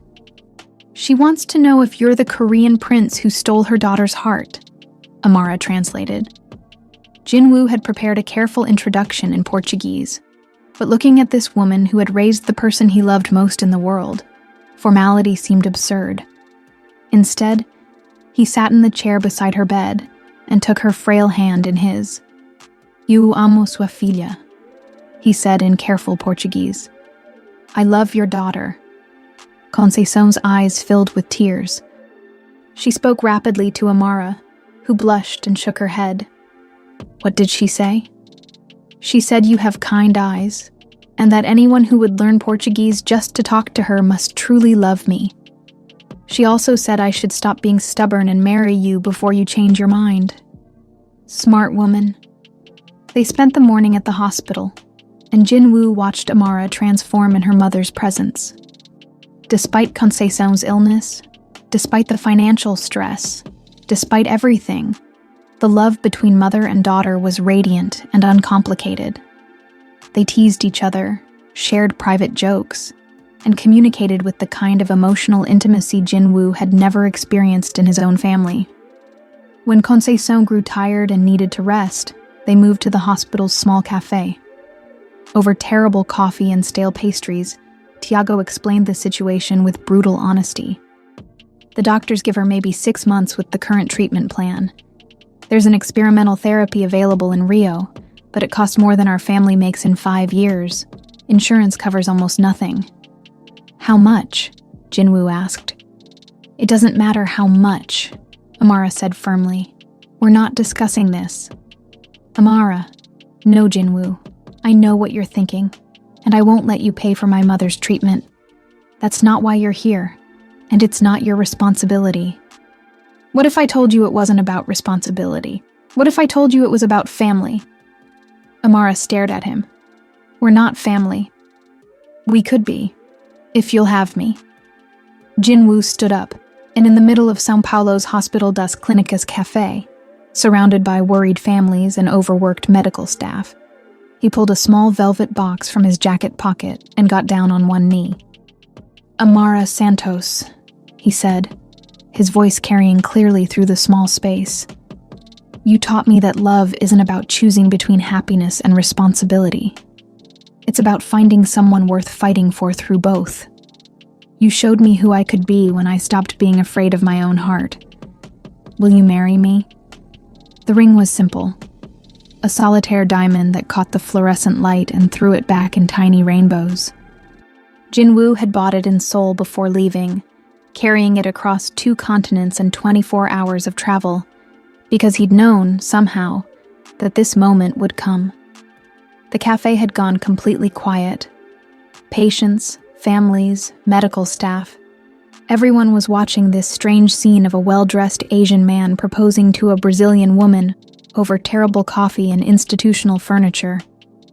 Amara looked down at him, tears streaming down her face. You're crazy, she whispered. Completely crazy. Is that a yes? It's a yes to marrying you. It's a no to letting you pay for my mother's treatment. What if I told you the treatment isn't a gift? It's a dowry. What if I told you that in my culture, a man is supposed to take care of his wife's family? Is that true? It is now. Amara laughed through her tears and threw her arms around his neck, knocking them both off balance and sending them tumbling to the floor in a tangle of limbs and joy. The cafe erupted in applause and cheers in 3 different languages. As Jinwoo slipped the ring onto Amara's finger, he realized that he'd spent 34 years thinking he understood what family meant. But family wasn't about blood, or business connections, or social obligations. Family was about choosing to show up for the people you loved, no matter how far you had to travel, or how much you had to sacrifice to get there. And for the first time in his life, Jinwoo felt like he was exactly where he belonged. 3 days after the proposal, Amara insisted on showing Jinwoo the reality of her life beyond the comfortable middle-class neighborhood where her family lived. She led him through increasingly narrow streets until they reached a hillside favela where she'd been doing volunteer design work for a community center. This is important, she said, as they climbed the steep, winding paths between makeshift houses. If you're going to marry me, if you're going to understand who I really am, you need to see this. The favela was unlike anything in Jinwoo's experience, a sprawling community built on impossibly steep terrain. Houses stacked on top of each other like colorful building blocks. electrical wires strung between buildings in chaotic patterns. It should have felt dangerous or depressing, but instead Jinwoo was struck by the sense of community, the way neighbors called to each other from balconies, children played soccer in narrow alleys, and families gathered on front steps to share meals and conversation. "How long have you been coming here?" he asked, following Amara through the maze of streets. "Since I was in university. I started teaching design skills to kids who couldn't afford art supplies. It turned into something bigger." They arrived at a community center that was clearly the heart of the neighborhood, a converted warehouse filled with computers, art supplies, and dozens of children and teenagers working on various projects. The moment Amara walked in, she was surrounded by enthusiastic greetings in rapid Portuguese. "Amara, você trouxe um namorado coreano!" a teenage girl shouted, pointing at Jinwoo with unabashed curiosity. "English, Anna," Amara said with mock sternness. "Practice your English." "You brought the Korean boyfriend," Anna corrected herself, grinning. "He's very tall and very rich-looking." Jinwoo found himself the center of attention as 24 kids peppered him with questions in a mixture of Portuguese and broken English. They wanted to know about Korea, about Seoul's skyscrapers, about K-pop and Korean dramas, about why he'd come to Brazil. "He came because he loves Amara," said a boy who couldn't be more than 10. "Like in the novellas." "Carlos watches too much television," Amara said, ruffling the boy's hair. But he's not wrong. For the next several hours, Jinwoo watched Amara work with the kids, helping them design logos for local businesses, teaching them about color theory and composition, encouraging their creativity with endless patience and enthusiasm. This was Amara in her element, not the polished professional who'd impressed his marketing team, but the teacher, the mentor, the woman who saw potential in every person she met. "She pays for half the supplies here," a woman named Rosa told Jinwoo in accented English. Rosa was the center's director, a former teacher who'd started the program with nothing but determination and community support. "When she went to Korea, we thought we'd lost her forever.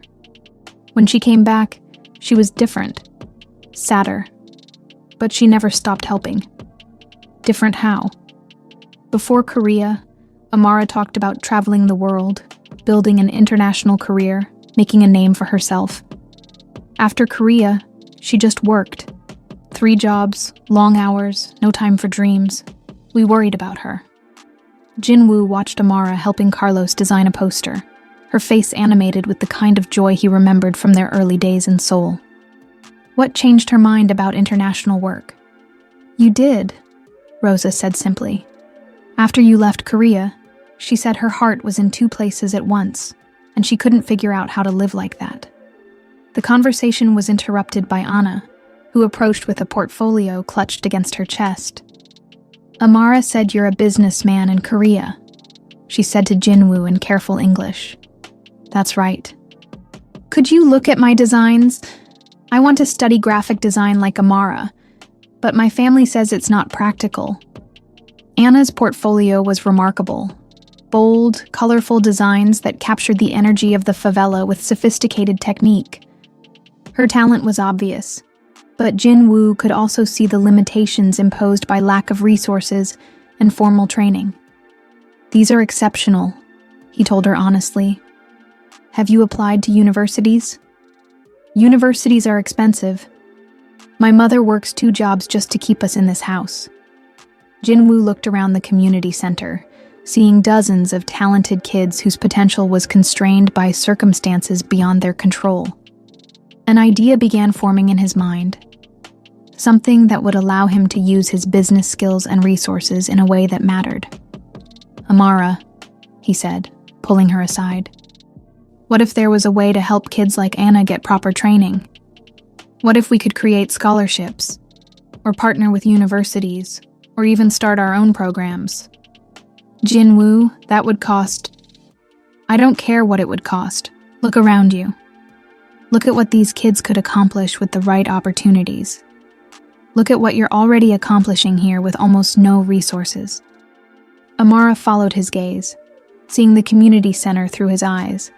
not as a humble volunteer project, but as a launching pad for dreams that deserve support. You're talking about starting a foundation. I'm talking about building something that matters. Together. That evening, they sat on the roof of Amara's house, sharing a bottle of wine and looking out over São Paulo's endless sprawl of lights. The city was different from Seoul's ordered beauty, but Jinwoo was beginning to understand its appeal. The energy, the creativity, the sense that anything was possible if you were willing to work for it. "Tell me about your father," Jinwoo said suddenly. "My father? Why?" "Today, watching you with those kids, I saw something familiar. The way you teach, the patience you have, the way you see potential in everyone. It reminded me of something, but I couldn't figure out what." Amara was quiet for a long moment, swirling wine in her glass. "My father used to say that design wasn't about making pretty pictures. It was about solving problems, about making people's lives better in small ways. He said the most important thing a designer could do was help people tell their own stories. That's what you're doing at the community center. That's what I'm trying to do everywhere. It's why I was so excited about working with Park Industries. I thought we could tell better stories about business, about purpose beyond profit." Jinwoo reached for her hand. "What if we still could?" "What do you mean?" "What if Park Industries didn't just do business in Korea? What if we expanded into Brazil, into community development, into programs that actually made a difference in people's lives? What if we built something that honored both of our fathers' legacies?" Amara stared at him. "You're talking about completely changing your company's focus. I'm talking about evolving it, growing it into something bigger than quarterly earnings and stock prices. Something that would make those kids in the favela see business as a force for good instead of just another system that ignores them. Your mother would never approve." Jinwoo pulled out his phone and showed Amara a series of text messages he'd received throughout the day. "Actually, she's been very supportive. Look." The texts were from Young-suk, filled with questions about Brazilian business law, requests for photos of the community center, and expressions of genuine interest in Jinwoo's foundation idea. The final message read, "Your father would be proud. Build something worthy of the woman you love." "She's really changed," Amara said, scrolling through the messages. "People change when they realize what they're about to lose. My mother spent 40 years regretting choosing duty over love. She doesn't want me to spend 40 years regretting the opposite choice." They sat in comfortable silence, watching the city lights twinkle below them. Jinwoo realized that for the first time in his life, he wasn't planning 5 years ahead, wasn't calculating risks and returns. He was simply present in this moment, with this woman, building something that felt more like destiny than strategy. "So," Amara said finally, "we're going to revolutionize international business from a favela in São Paulo. We're going to start here and see how far love can take us." But even as Jinwoo spoke the words, his phone buzzed with an urgent call from Seoul, a call that would threaten to destroy everything they were building before they'd even had the chance to begin. The call came at 2 a.m. São Paulo time, jolting Jinwoo awake from the deepest sleep he'd had in months. The caller ID showed Chairman Kim's number, and Jinwoo's stomach immediately clenched with dread. Emergency calls from Korea never brought good news. "Sir." Chairman Kim's voice was tight with barely controlled panic. "We have a situation. Choi Min-ho has called a shareholder revolt. He's convinced 3 major investors that your extended absence proves you're unfit to lead. They're demanding an immediate board vote to remove you permanently."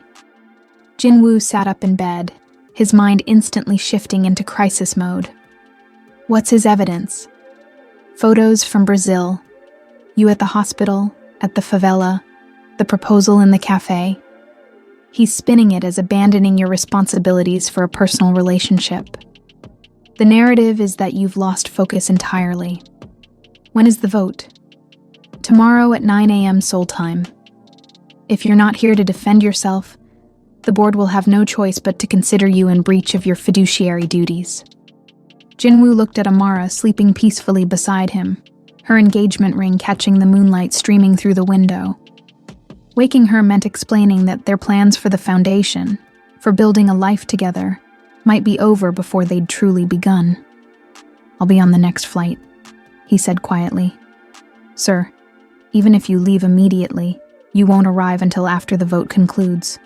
The time zones work against us." Jinwoo closed his eyes, calculating distances and flight times. Chairman Kim was right. By the time he reached Seoul, his fate would already be decided by a board that saw his commitment to Amara as abandonment of duty. "Then we'll handle it remotely. Set up a video conference for the vote. Minho is arguing that your physical absence from Korea for 3 months demonstrates exactly his point about abandoning responsibilities. A video call won't help your case." "What will help my case?" There was a long pause. "Returning immediately and ending the relationship publicly. Making a clear statement that personal desires won't interfere with corporate leadership again. The familiar ultimatum. Choose the empire or choose love." Jinwoo had thought he'd moved beyond such impossible decisions, but apparently, some battles had to be fought more than once. "I need an hour to think," he said finally. "Sir, every hour you delay makes Minho's argument stronger." "1 hour, Chairman Kim. I'll call you back." Jinwoo ended the call and stared at the ceiling, wrestling with a choice he'd hoped never to face again. Beside him, Amara stirred and opened her eyes. "Who was calling so late?" she asked sleepily. "Seoul. There's a problem with the company." Amara immediately sat up, fully alert. "What kind of problem?"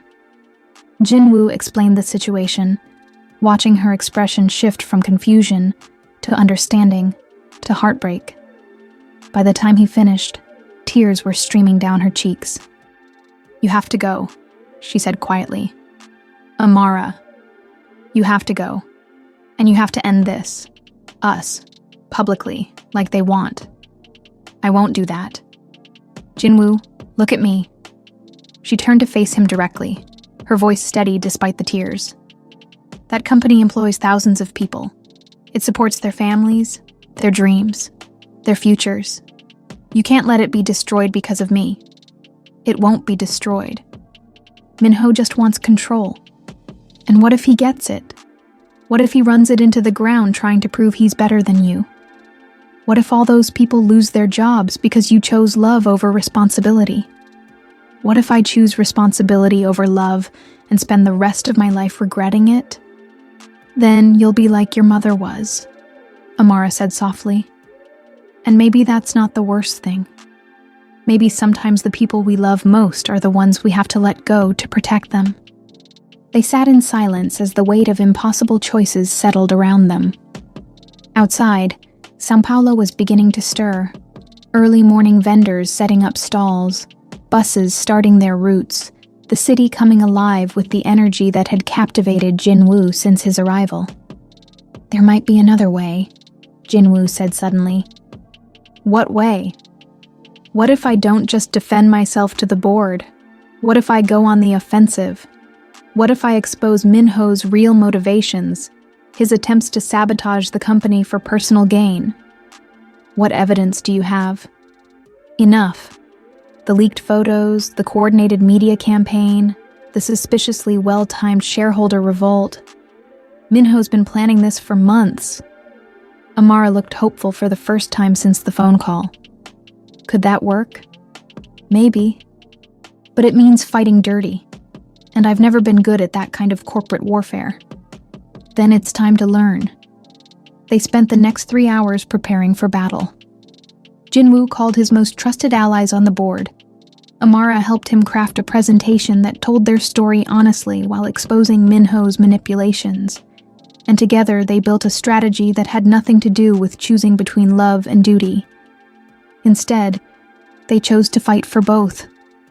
As dawn broke over São Paulo, Jinwoo prepared for the most important video conference of his life, one that would determine not just his corporate future, but whether love could survive in a world that demanded impossible sacrifices from those brave enough to pursue it.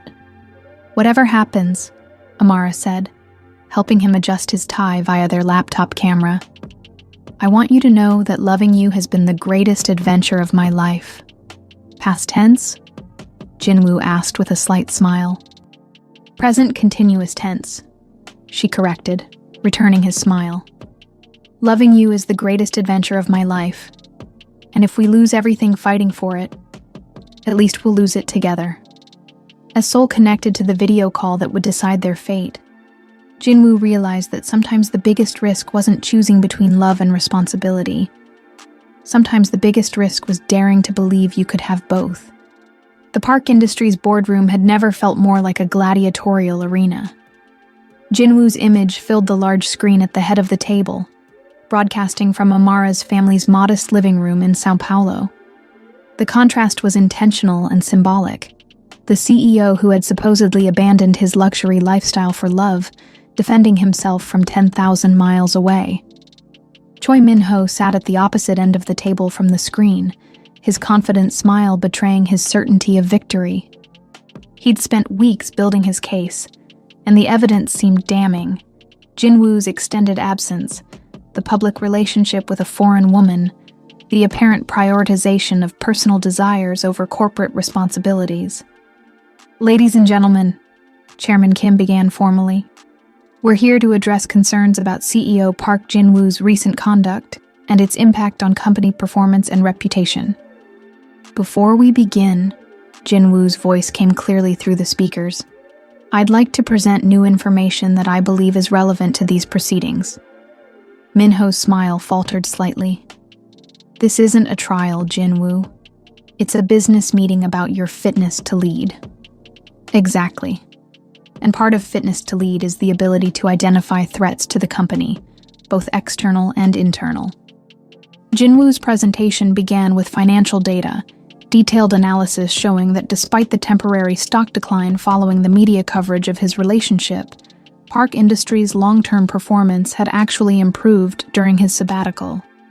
New contracts, international partnerships, and innovative projects had all moved forward under the remote leadership structure. The stock price recovered completely within 6 weeks, Jinwoo explained, and our Q3 earnings exceeded projections by 12%. If my personal life had truly damaged the company, these numbers would tell a different story. Director Park Hyun-soo leaned forward with interest. "These are impressive figures. How do you account for the continued success during your absence?" "Simple. I built systems and hired people capable of excellence. A good CEO delegates.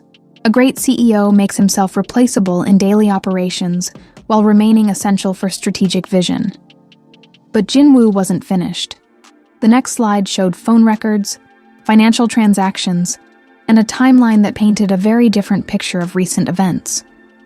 "However," Jinwoo continued, "I've discovered that certain recent challenges to Park Industries weren't the result of my personal choices. They were the result of deliberate sabotage." The room went completely silent. Minho's face had gone pale, but he maintained his composure. "That's a serious accusation," Chairman Kim said carefully. "It is, and I have serious evidence." Jinwoo's presentation revealed a pattern of coordinated attacks, leaked confidential information to competitors, strategic timing of negative media coverage, and financial backing for the hostile takeover attempt that came from sources linked to Minho's personal investments. The photographer who took the initial pictures of Amara and me received payment from a shell company registered to Minho's cousin. The media outlets that ran the most damaging stories received exclusive access to internal Park Industries documents that only 5 people in this room had access to. Minho stood up abruptly. "This is ridiculous. You're deflecting responsibility for your own poor judgment." "Sit down, Minho." Park Young-suk's voice cut through the room like ice. She had remained silent throughout the meeting, but now her eyes were fixed on the man who had tried to destroy her son's future. Let him finish. The final piece of Jinwoo's evidence was the most damaging. recorded phone calls between Min-ho and 3 major shareholders, calls in which he explicitly stated his plan to use Jin-woo's relationship to force him out of the company. In this recording from 2 weeks ago, Jin-woo played the audio. You'll hear Min-ho explaining how he intends to use the foreign girlfriend situation to finally get rid of that boy and take control of what should have been mine years ago. Min-ho's voice filled the boardroom, clear and unmistakable. The Brazilian woman is perfect. She gives us everything we need to paint Jin-woo as emotionally compromised and unfit for leadership. By the time I'm finished, the board will beg me to take over. The silence following the recording was deafening. Min-ho looked like a trapped animal, his carefully constructed facade crumbling in real time. "Where did you get this recording?" he demanded. "From someone who was tired of watching you try to destroy the company from within," Jin-woo replied calmly. "Someone who believes Park Industries deserves better than a CEO who would sabotage his own colleagues for personal ambition." Chairman Kim cleared his throat, his discomfort obvious. "Min-ho, do you have a response to these accusations?" This is entrapment. Those recordings are taken out of context. The context," Young-suk interrupted, "is that you've been systematically undermining my son and this company for your own gain. The question now is whether we press charges for corporate espionage or simply accept your resignation." The vote that followed wasn't even close. Min-ho was removed from the board unanimously, and Jin-woo's position as CEO was reconfirmed with full support for his remote leadership arrangement. But as the meeting concluded, Jin-woo realized that winning this battle meant very little if he lost the war for his personal happiness. Through the screen, he could see Amara in the background of his video feed, and her expression was one of quiet devastation. After the board members disconnected, Young-suk remained on the call. "Well done, my son. Your father would have been proud of how you handled that." "Would he have been proud of the cost?" Jin-woo asked. "What cost?" "Look behind me, Amioni. Look at Amara's face. She thinks this proves that loving me will always mean she's a liability, that our relationship will always be a weapon someone can use against me." Young-suk studied Amara's image on her screen, the woman who had been brave enough to walk away once to protect Jin-woo, who looked ready to do it again. "Then prove her wrong," Young-suk said simply. "You've won the boardroom. Now win her heart back." "How?" "The same way your father won mine, even after my parents forced us apart. Show her that love isn't a liability. It's the only thing that makes power worth having." As the call ended, Jin-woo turned to face Amara, who was sitting quietly on the sofa, her hands folded in her lap. "We won," he said. "You won," she corrected. "And you won by proving that I'm exactly what your enemies said I was. A distraction, a weakness they could exploit." "Amara, that's not—" "It is, Jin-woo. And the next time someone wants to hurt you, they'll come for me again. They'll come for us." "Is that really the life you want?" Jin-woo knelt in front of her, taking her hands in his. "It's the only life I want, but only if you're brave enough to want it too." The question hung between them like a bridge waiting to be crossed. Would love be strong enough to survive in a world that saw it as a vulnerability rather than a strength? The answer would determine not just their future, but whether two people from different worlds could build something stronger than the forces trying to tear them apart. 2 days after the board meeting victory, Jin-woo sat in the Santos family's small garden, watching Conceição tend to her plants despite her illness. The chemotherapy had made her weak, but she insisted on maintaining her small patch of green life in their concrete world. "She does this every morning," Amara said, joining him on the wooden bench her father had built years ago. "They do need her. Just like you need me, and I need you." Amara had been distant since the board meeting, withdrawing into the protective shell she'd built around her heart. Jin-woo understood. She'd watched him fight a corporate war where their love was used as ammunition, and she couldn't unsee that reality. "Jin-woo, she said quietly. "I've been thinking about what happened in Seoul. And I think we need to be realistic about what this means. You defeated Minho this time, but there will be other Minhos. Other people who see our relationship as your weakness. Other battles where loving me becomes a liability." Jinwoo turned to face her directly. "So what are you suggesting?" "I'm suggesting that maybe we should end this before it gets worse. Before someone finds a way to use our love against you that you can't defend against. You want to give up? I want to protect you. From what? From being happy? From having someone who loves me enough to walk away if she thinks it's best for me?" Tears gathered in Amara's eyes. "From losing everything that matters to you. Amara, look at me." Jinwoo waited until she met his gaze. "You are everything that matters to me. The company, the money, the reputation. They're just tools. But you're the reason I want to use those tools to build something meaningful. But if I'm constantly a target, then we deal with it together. We get better security, better lawyers, better strategies. We don't surrender to people who want to use love as a weapon." Before Amara could respond, Tiago appeared in the garden doorway with Jinwoo's phone in his hand. "It's your mother," he said. "She says it's important." Young-suk's face appeared on the screen, but she wasn't calling from her office. She was sitting in what looked like a hotel room, and her expression was serious but not alarmed. "Jinwoo, I'm in Sao Paulo." "What? Where?" "I landed an hour ago. I'm at the Copacabana Palace.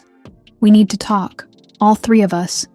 You, me, and Amara. Can you come?" 2 hours later, they sat in the elegant lobby of one of South America's most prestigious hotels, an unlikely trio navigating cultural and emotional territory that none of them had ever explored before.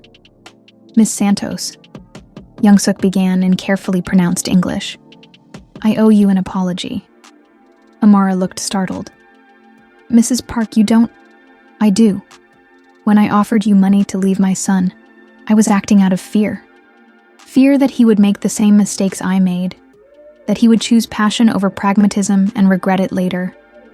But watching him fight for you, watching him become the kind of leader who can win corporate battles and still prioritize love, I realized I was wrong." "About what?" "About thinking that love and success are mutually exclusive. Your relationship doesn't make Jinwoo weak. It makes him stronger. It gives him something worth fighting for beyond just maintaining what already exists." Jinwoo reached for Amara's hand, squeezing gently. "Aomeoni, what are you really saying?" "I'm saying that I want you to come home to Seoul. Both of you. Together. But the media attention, the corporate politics, will be managed.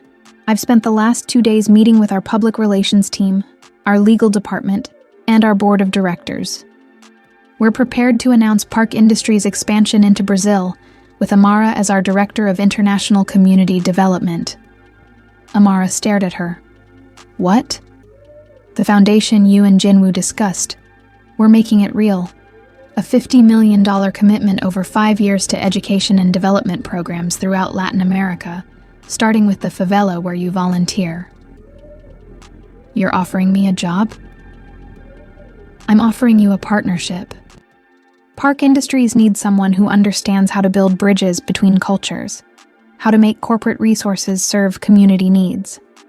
Someone who can help us become the kind of company that creates value beyond just profit margins." Jinwoo felt something shift in his chest, the same feeling he'd had in the hospital cafe when Amara accepted his proposal, the sense that impossible things were suddenly becoming inevitable. "There's more," Young-suk continued. "I've also arranged for your mother's treatment, the experimental therapy in Rio, plus the best oncology team in South America. Park Industries' medical insurance will cover everything." Amara's composure finally cracked completely. She buried her face in her hands and sobbed, not with sadness, but with overwhelming relief and gratitude. "Why?" she asked through her tears. Why are you doing this? Because 40 years ago, I was forced to choose between love and family duty. I chose duty, and I spent 4 decades wondering if I made the right decision. When I saw my son willing to give up everything for you, I realized the answer. Duty without love is just sophisticated slavery. But love with purpose, love that builds something beautiful, that's what makes life worth living. Young-suk reached into her purse and pulled out an old photograph, the same one Jin-woo had seen in her office, showing her with the pianist she'd never married. "This is Park Jae-min," she said to Amara. "The man I should have fought for. He died last year, alone, successful, but alone. I don't want Jin-woo to wonder for 40 years whether he chose correctly. I want him to know he chose love and found a way to make it work." They sat in the elegant hotel lobby. 3 people from different generations and cultures, bound together by the understanding that love wasn't a luxury or a weakness.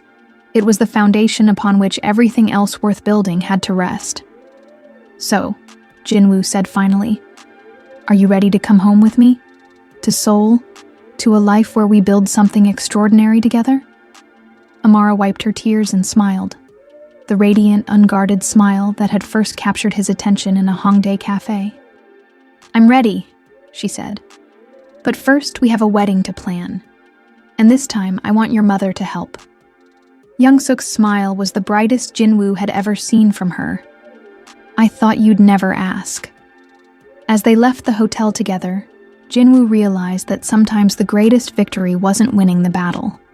It was convincing everyone involved that there had never been a war in the first place. Love, it turned out, was the ultimate corporate strategy. 3 months later, Jin-woo stood in the arrivals terminal of Incheon Airport, his arm around Amara as they faced the wall of camera flashes and shouted questions from the Korean media. But this time, the attention felt different, not like an invasion, but like a celebration. The headlines had been building for weeks. Park Industries announces major Brazil expansion, CEO's fiancé to lead international development, Korean-Brazilian partnership could change corporate philanthropy. Mr. "Park! Miss Santos! How does it feel to be back?" a reporter called out in English. "It feels like coming home," Amara answered confidently, her Korean pronunciation much improved after months of intensive study. "I'm excited to bring everything I learned in Brazil to our work here in Seoul." The press conference that followed was unlike anything in Park Industries' corporate history. Instead of the usual dry financial announcements, Jin-woo and Amara presented a vision for business that prioritized community impact alongside profit margins. They showed videos from the São Paulo favela, where construction had begun on a new design school, funded by Park Industries, but operated by local community leaders. "This isn't charity," Jin-woo explained to the gathered media. "This is investment in human potential. When we give people the tools to tell their own stories, to build their own futures, everybody wins." "Miss Santos," a Korean reporter asked, "some critics say you're using your relationship with CEO Park to promote your personal agenda. How do you respond?" Amara's answer was calm and confident. "I'd say those critics don't understand that personal and professional growth aren't mutually exclusive. Jin-woo became a better CEO when he learned to see business as more than just numbers on a spreadsheet. I became a better designer when I learned to think globally while acting locally. Our relationship didn't compromise our professional judgment, it enhanced it." Back at the Park Industries building, the transformation was visible immediately. The sterile corporate art had been replaced with pieces from Brazilian and Korean artists, creating visual bridges between cultures. The executive floor included a new community outreach center, where local nonprofits could present proposals for partnership programs.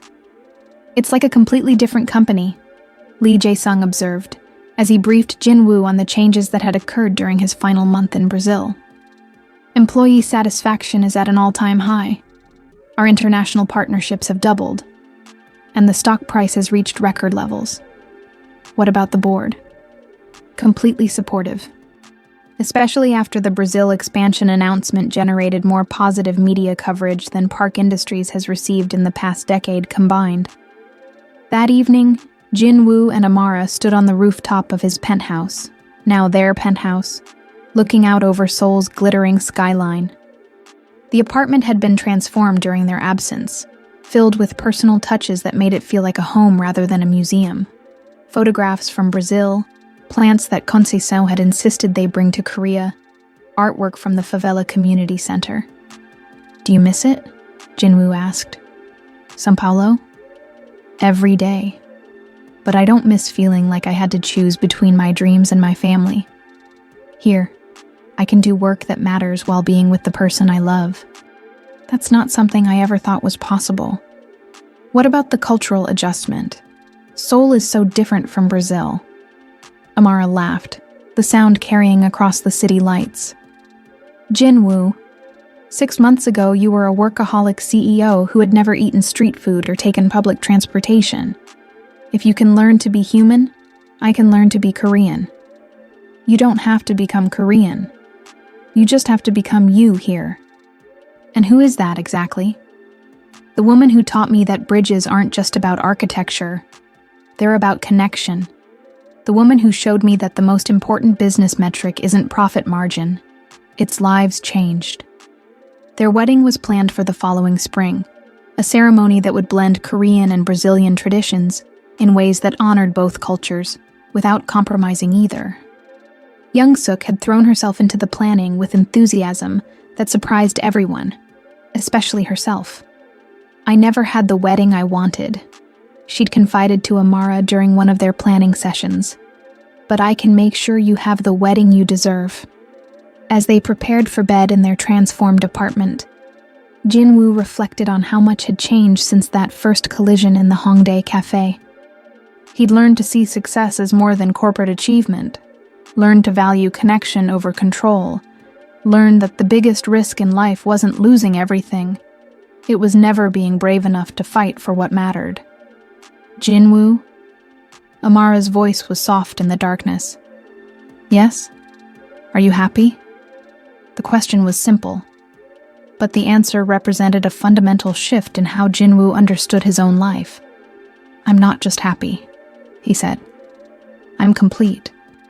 For the first time in my life, I'm exactly who I'm supposed to be, with exactly the person I'm supposed to be with, doing exactly the work that matters. Even when it's complicated? Especially when it's complicated. Easy love isn't worth having. Love that survives corporate sabotage and cultural differences and family pressure. That's the kind of love that changes the world." As Seoul hummed to life around them, Jin-woo realized that his story had never been about choosing between love and responsibility. It had been about learning that the greatest responsibility was to love completely, courageously, and without compromise. The empire he'd built was stronger than ever. But more importantly, the bridge he'd built to Amara's heart had become the foundation for everything else worth constructing. Tomorrow would bring new challenges, new opportunities to prove that business could be a force for good, new ways to demonstrate that love wasn't a liability, but the ultimate strategic advantage. But tonight, he was simply a man who had found his way home. 1 year later, the morning of Jin-woo and Amara's wedding dawned clear and bright over Seoul, with spring cherry blossoms providing a perfect backdrop for what promised to be the social event of the year. But in the bridal suite of the Shilla Hotel, Park Young-suk sat alone with her son's fiancé, sharing a moment that neither woman had expected when they first met. "Are you nervous?" Young-suk asked, carefully adjusting Amara's hanbok, a stunning fusion of traditional Korean silk with Brazilian-inspired embroidery that represented both cultures beautifully. "Terrified," Amara admitted with a laugh. "Not about marrying Jin-woo, but about everything else. The ceremony, the media attention, the expectations of being married to Korea's most eligible bachelor. You know what I was thinking about this morning?" Young-suk said, smoothing an invisible wrinkle from the silk. "My own wedding day. I was terrified too, but for different reasons." "What reasons?" I was marrying a good man who would take care of me, provide for me, give me a respectable life. But I wasn't marrying the man I loved. I was 23 years old, and I was already settling for safety instead of pursuing happiness. Amara turned to face her future mother-in-law directly. Do you regret it? I regret not fighting harder for what I wanted. But I don't regret Jinwoo's father entirely. He was a kind man who deserved better than a wife who never stopped mourning her first love. And without him, I wouldn't have Jinwoo. And Jinwoo wouldn't have found you. Young-suk moved to the window, looking out over Seoul's bustling streets where wedding guests were already gathering. When I first met you, I saw everything I was afraid of. Passion, unpredictability, the kind of love that makes people do irrational things. I thought that kind of love was dangerous. And now? Now I think the opposite. I think rational love, love that's calculated and careful and convenient, is what's dangerous. It creates marriages like mine was, functional but hollow. What you and Jinwoo have, it's messy and complicated and sometimes inconvenient, but it's real. And real love creates real happiness. There was a soft knock at the door, and Kaya entered wearing her maid of honor dress, an elegant design that complemented Amara's handbook perfectly. Ladies, we have a situation, she announced with the tone of someone who thrived on solving problems. The Brazilian side of the family has arrived, and they've brought instruments. Lots of instruments. The hotel staff doesn't know what to do. Amara laughed, the sound bright and unworried. That would be my cousin Miguel and his samba group. They've been planning to serenade Jinwoo for months. In the middle of a traditional Korean ceremony? Young-suk asked. Actually, Amara said with a mischievous smile, I was hoping we could blend some Brazilian music into the reception. Music is the universal language, after all. Young-suk considered this for a moment, then surprised both younger women by smiling broadly. You know what? Let's do it. Let's have the kind of wedding that celebrates everything we are instead of what we're expected to be. An hour later, the ceremony itself was a masterpiece of cultural fusion. Jinwoo, resplendent in traditional Korean formal wear, waited at the altar as Amara walked down the aisle to a subtle blend of classical Korean music and Brazilian bossa nova. The ceremony included elements from both traditions, tea ceremonies and samba rhythms, formal bows and warm embraces, ancient rituals and contemporary vows. When it came time for Jinwoo and Amara to exchange personal vows, they spoke in both Korean and Portuguese, creating a linguistic bridge that brought tears to eyes throughout the audience. Amara, Jinwoo said in Korean, then repeated in English for the international guests. You taught me that the bravest thing a person can do isn't to protect what they have, but to risk it all for something better. You showed me that love isn't a weakness to be managed, but a strength to be celebrated. Today I promise not just to love you, but to keep learning from you, keep growing with you, and keep building bridges to whatever dreams we haven't even imagined yet. Jinwoo, Amara replied, her voice steady despite her tears. You showed me that home isn't a place. It's the person who sees all of you and chooses to stay anyway. You taught me that the biggest adventures aren't about traveling to new countries, but about becoming new versions of yourself, with someone who makes you braver than you knew you could be. I promise to keep surprising you, keep challenging you, and keep loving you even when it's complicated.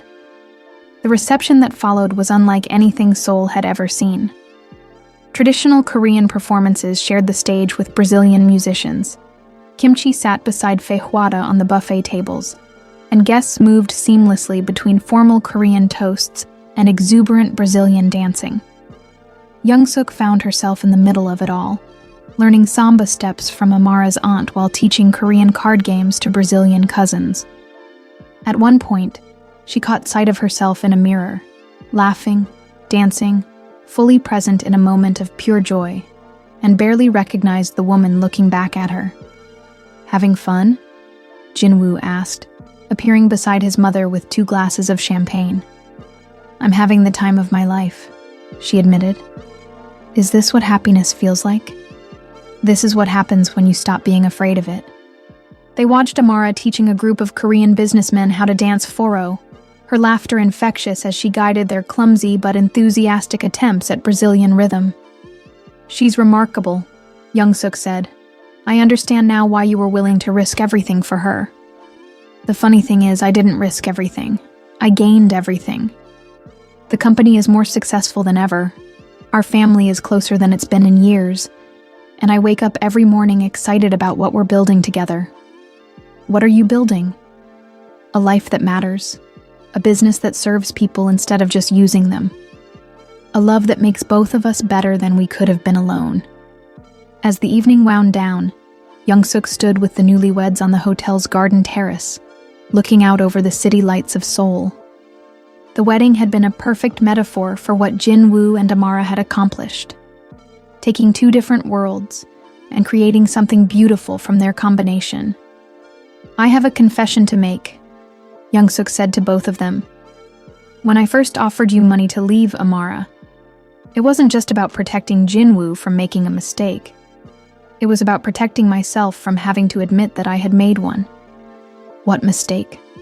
Amara asked gently. The mistake of choosing fear over love, safety over adventure, what other people expected over what my heart wanted. Watching you 2 fight for each other forced me to confront 40 years of wondering what if. It's not too late, you know, Jinwoo said quietly. To stop wondering what if and start asking what now. Young-suk smiled, and for the first time in decades, it was a smile full of possibility rather than resignation. You're right. Maybe it's time for this old woman to take some lessons in being brave.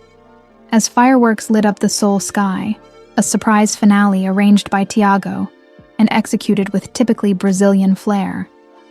The 3 of them stood together, no longer divided by cultural differences or generational expectations, but united by the understanding that love wasn't something to be managed or contained. It was something to be celebrated, protected, and allowed to grow into whatever beautiful, complicated, extraordinary form it chose to take. The Park dynasty would continue, but it would be transformed, not by abandoning its values, but by expanding them to include the radical idea that business could be personal, success could be shared, and love could be the foundation for everything worth building. As Jinwoo kissed his new wife under the Seoul stars, surrounded by family and friends from 2 continents, he realized that some bridges weren't built to connect different places.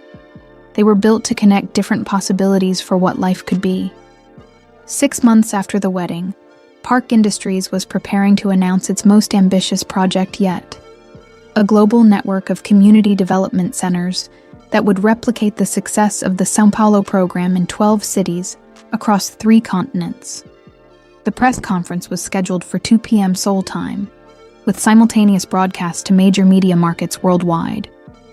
But an hour before the announcement, Jinwoo received a call that threatened to overshadow everything they had worked to build. Sir, Lee Jae-sung's voice was tight with concern. We have a problem. Someone has leaked the financial details of your mother's medical insurance coverage for Mrs. Santos. The story is spinning it as nepotism, as you using company resources for personal benefits. Jinwoo felt the familiar tightness in his chest. Not anxiety this time, but anger. Who leaked it? We're still investigating, but the damage is immediate. 3 board members are asking for an emergency meeting, and the financial press is questioning whether this violates corporate governance standards. What's the actual financial impact? Minimal. Mrs. Santos's treatment costs represent less than 0.01% of our annual budget, and it's completely legal under our executive family benefit policies. But perception-wise, it looks like I'm using shareholders' money to take care of my wife's family. Jinwoo looked across their home office where Amara was reviewing presentation materials for the press conference, her face focused and excited about announcing the global expansion of their community development program. She had no idea that their life was once again under attack. Jae-sung, who's driving this story? The initial leak came from Business Daily Korea, but it's being picked up internationally. The reporter is Kim Min-jun. He's known for aggressive coverage of corporate governance issues. Set up a call with Kim Min-jun in 30 minutes. I want to talk to him directly. Sir, that's highly unusual. Maybe we should go through our PR department. No. If someone wants to question my integrity, they can do it to my face. 25 minutes later, Jinwoo was on a video call with Kim Min-jun, a sharp-eyed reporter in his 40s, with a reputation for taking down CEOs who bent ethical rules. Mr. Park, thank you for agreeing to speak with me directly. As you know, I'm investigating whether Park Industries' payment for your mother-in-law's medical treatment represents an inappropriate use of corporate funds. Mr. Kim, I appreciate your diligence in investigating corporate governance. It's important work. But I think you're missing the bigger story here. Which is that corporate family benefit policies exist precisely to support executives' families during medical crises. My mother-in-law's treatment is covered under the same policy that would cover any board member's spouse or parent. The only difference is that she's Brazilian rather than Korean. But the timing seems convenient, approving these benefits just months before your marriage to her daughter. The timing, Jinwoo said carefully, reflects the reality that serious illness doesn't wait for convenient corporate calendar schedules. But Mr. Kim, let me ask you something. If I were married to a Korean woman whose mother needed expensive medical treatment, would we be having this conversation? The reporter paused, clearly considering the question. Probably not. Then what we're really discussing isn't corporate governance. It's whether Korean companies should support their executives' international families with the same policies they apply to domestic families. That's an interesting perspective. It's the only perspective that makes sense in a global business environment. Mr. Kim, in 2 hours I'm announcing Park Industries' expansion into 12 international markets. We're going to employ thousands of people across 3 continents, generate millions in revenue, and fund community development programs that will impact hundreds of thousands of lives. Does it make sense to focus on a medical insurance payment that represents 0.01% of our budget, or should we talk about the 99% that's creating value for shareholders and communities? By the time the call ended, Jinwoo had not only defended the insurance coverage, but had convinced Kim Min-jun to attend the press conference and cover the global expansion announcement. How did you do that? Amara asked, having overheard the last part of the conversation. I told him the truth. Sometimes people are so focused on looking for corruption that they miss the actual story. The press conference that afternoon was a masterclass in corporate communication. Jinwoo opened with a direct acknowledgement of the morning's controversy, explaining the family benefit policy clearly and transparently, then pivoted immediately to the global expansion announcement. Ladies and gentlemen, he said, standing beside Amara and a wall-sized map showing Park Industries' new international presence. Today, we're not just announcing business expansion. We're announcing a fundamental shift in how global corporations can create value. The presentation that followed was unlike anything in Korean corporate history. Instead of focusing solely on projected revenues and market penetration, Jinwoo and Amara showcased the human impact of their community development model. They showed videos of the São Paulo Design School graduation ceremony, where 30 young people had received certificates that would transform their economic prospects. They presented data showing how community investment had created jobs, reduced crime rates, and increased local business development. This isn't charity disguised as business, Amara explained to the international media audience. This is business that recognizes that sustainable profit requires sustainable communities. When we invest in people's potential, everyone wins. Mr. Park, a reporter called out. Critics say you're using corporate resources to fund your personal social justice agenda. How do you respond? I respond by showing you the numbers. Our community development programs have generated a 340% return on investment through job creation, increased local spending, and reduced security costs. But more than that, they've created brand loyalty and employee satisfaction that translates to improved performance across all our business units. Mrs. Park, another journalist addressed Amara. How do you balance your role as CEO's wife with your professional responsibilities? I don't balance them, Amara replied with a confident smile. I integrate them. My marriage to Jin Woo doesn't compromise my professional judgment. It enhances it. Together, we see possibilities that neither of us would see alone. That's not a conflict of interest. That's a competitive advantage. The final question came from Kim Min-jun, the reporter who had challenged them that morning. Mr. Park, looking back on the controversies surrounding your relationship, do you have any regrets about the path you chose? Jin Woo looked at Amara, then back at the crowd of journalists and cameras broadcasting their words around the world. My only regret, he said, is that it took me 34 years to learn that the greatest business strategy isn't about eliminating risk. It's about taking the right risks for the right reasons. I risked everything for love, and I gained everything that matters.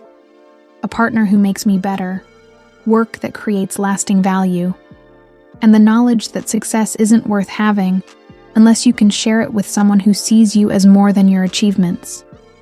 The press conference ended with thunderous applause, but more importantly, it ended with a fundamental shift in how the media and the business community viewed Jin Woo and Amara's partnership. They weren't just a CEO and his wife, they were co-architects of a new model for conscious capitalism. As they left the conference room, Amara took Jin Woo's hand and squeezed it tight. Ready for the next adventure? She asked. With you? I'm ready for anything. But neither of them could have predicted that their next adventure would involve a phone call from Brazil, with news that would test everything they thought they knew about family, sacrifice, and the true meaning of home. 2 years later, Jin Woo stood in the same Incheon airport terminal where this story had begun, but this time, he wasn't on his knees begging someone not to leave. This time, he was waiting with barely contained excitement for the arrival of guests who would change their lives forever. The park industry's global expansion had exceeded every projection. 12 community development centers across 3 continents were generating not just profits, but measurable social impact. The São Paulo Center alone had graduated over 200 students, created 150 permanent jobs, and attracted international attention from corporations wanting to replicate their model. But today wasn't about business. Today was about family. Flight 453 from São Paulo is now arriving at Gate 12. The announcement echoed through the terminal in Korean, English, and Portuguese, a linguistic bridge that perfectly represented how much Seoul had changed in the past 3 years.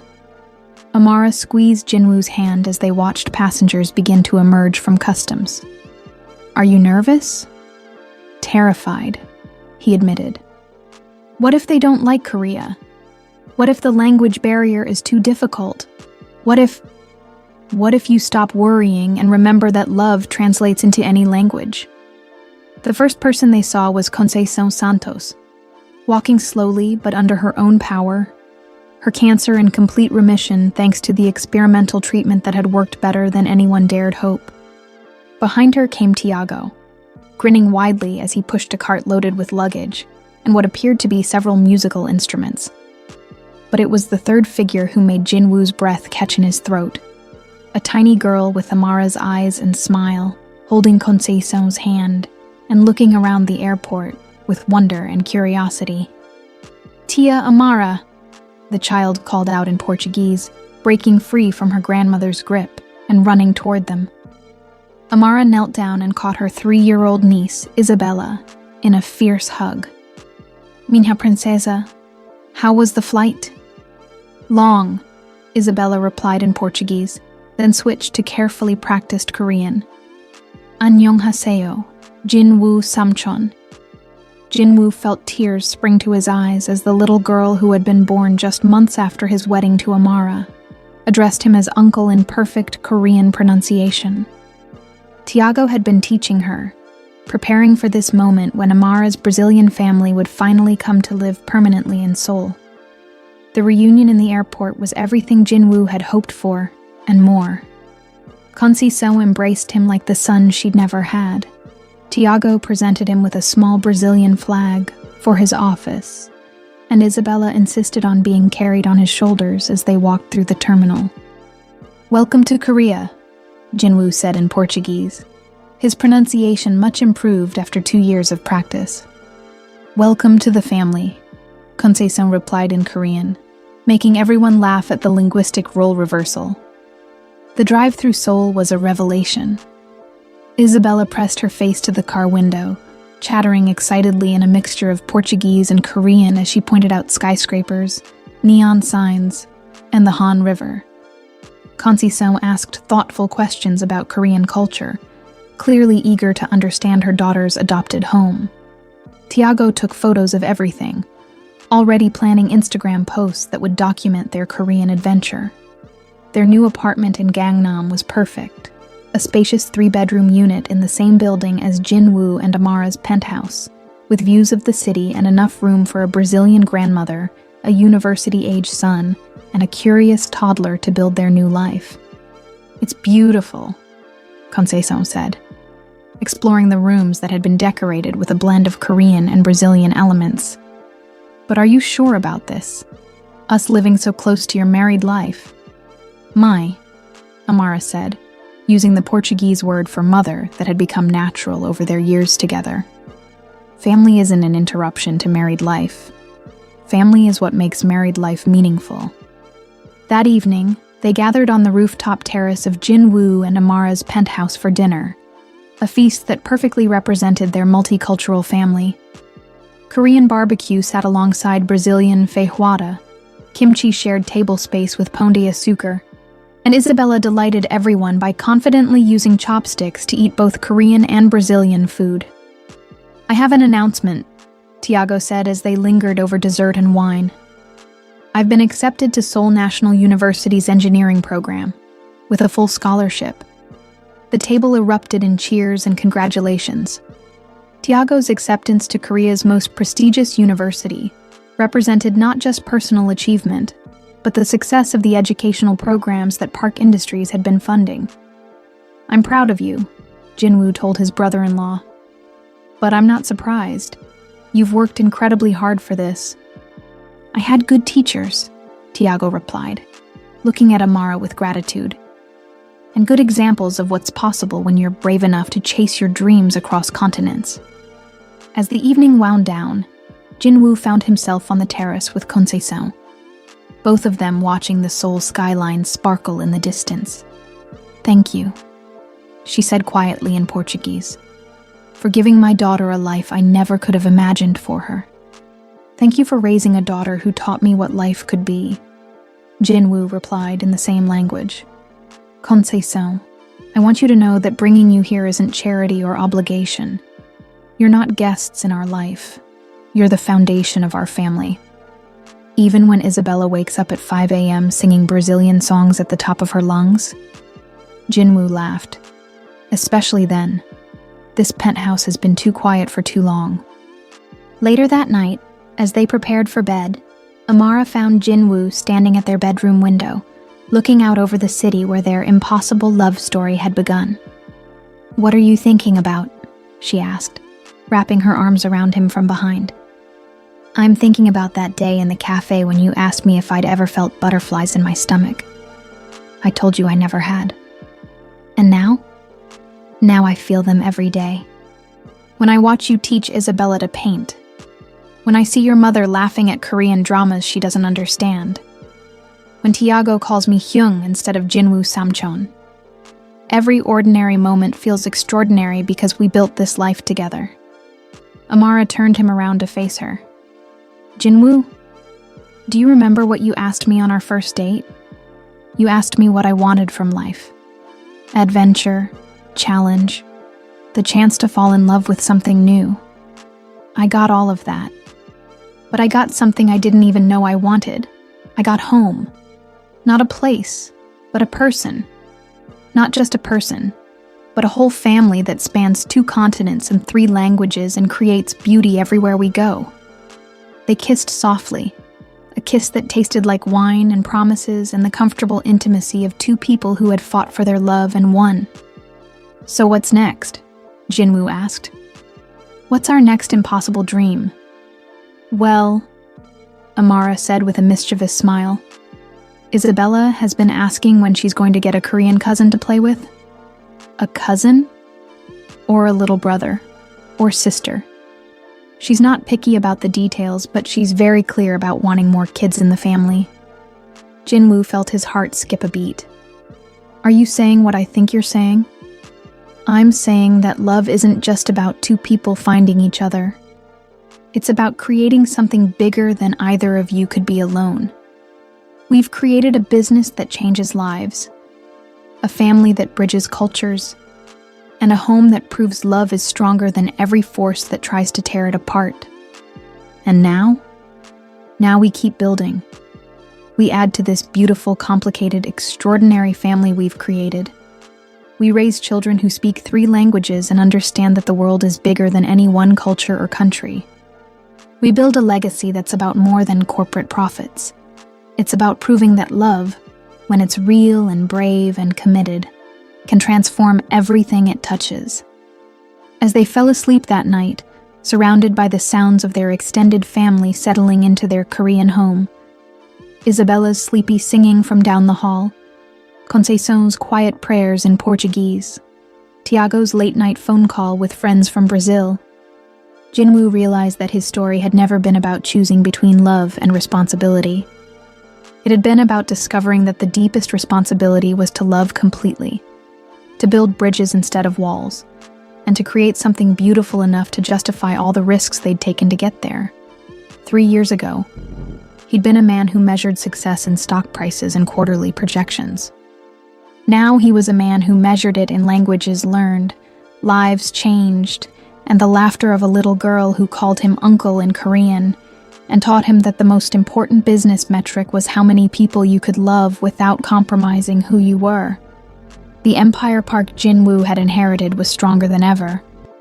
But the family he'd chosen to build with Amara Santos was his true masterpiece, a testament to the revolutionary idea that love wasn't a liability to be managed, but the foundation upon which everything worthwhile had to be constructed. As Seoul hummed to life around them, carrying the dreams of millions of people in dozens of languages, Jinwoo held his wife close and smiled at the future they were creating together, one impossible dream at a time. Some bridges, he had learned, weren't built to connect places. They were built to connect hearts. And the bridge he'd built to Amara's heart had become the pathway to a life more extraordinary than anything he'd ever dared to imagine possible. Forever, finally, was exactly where they belonged.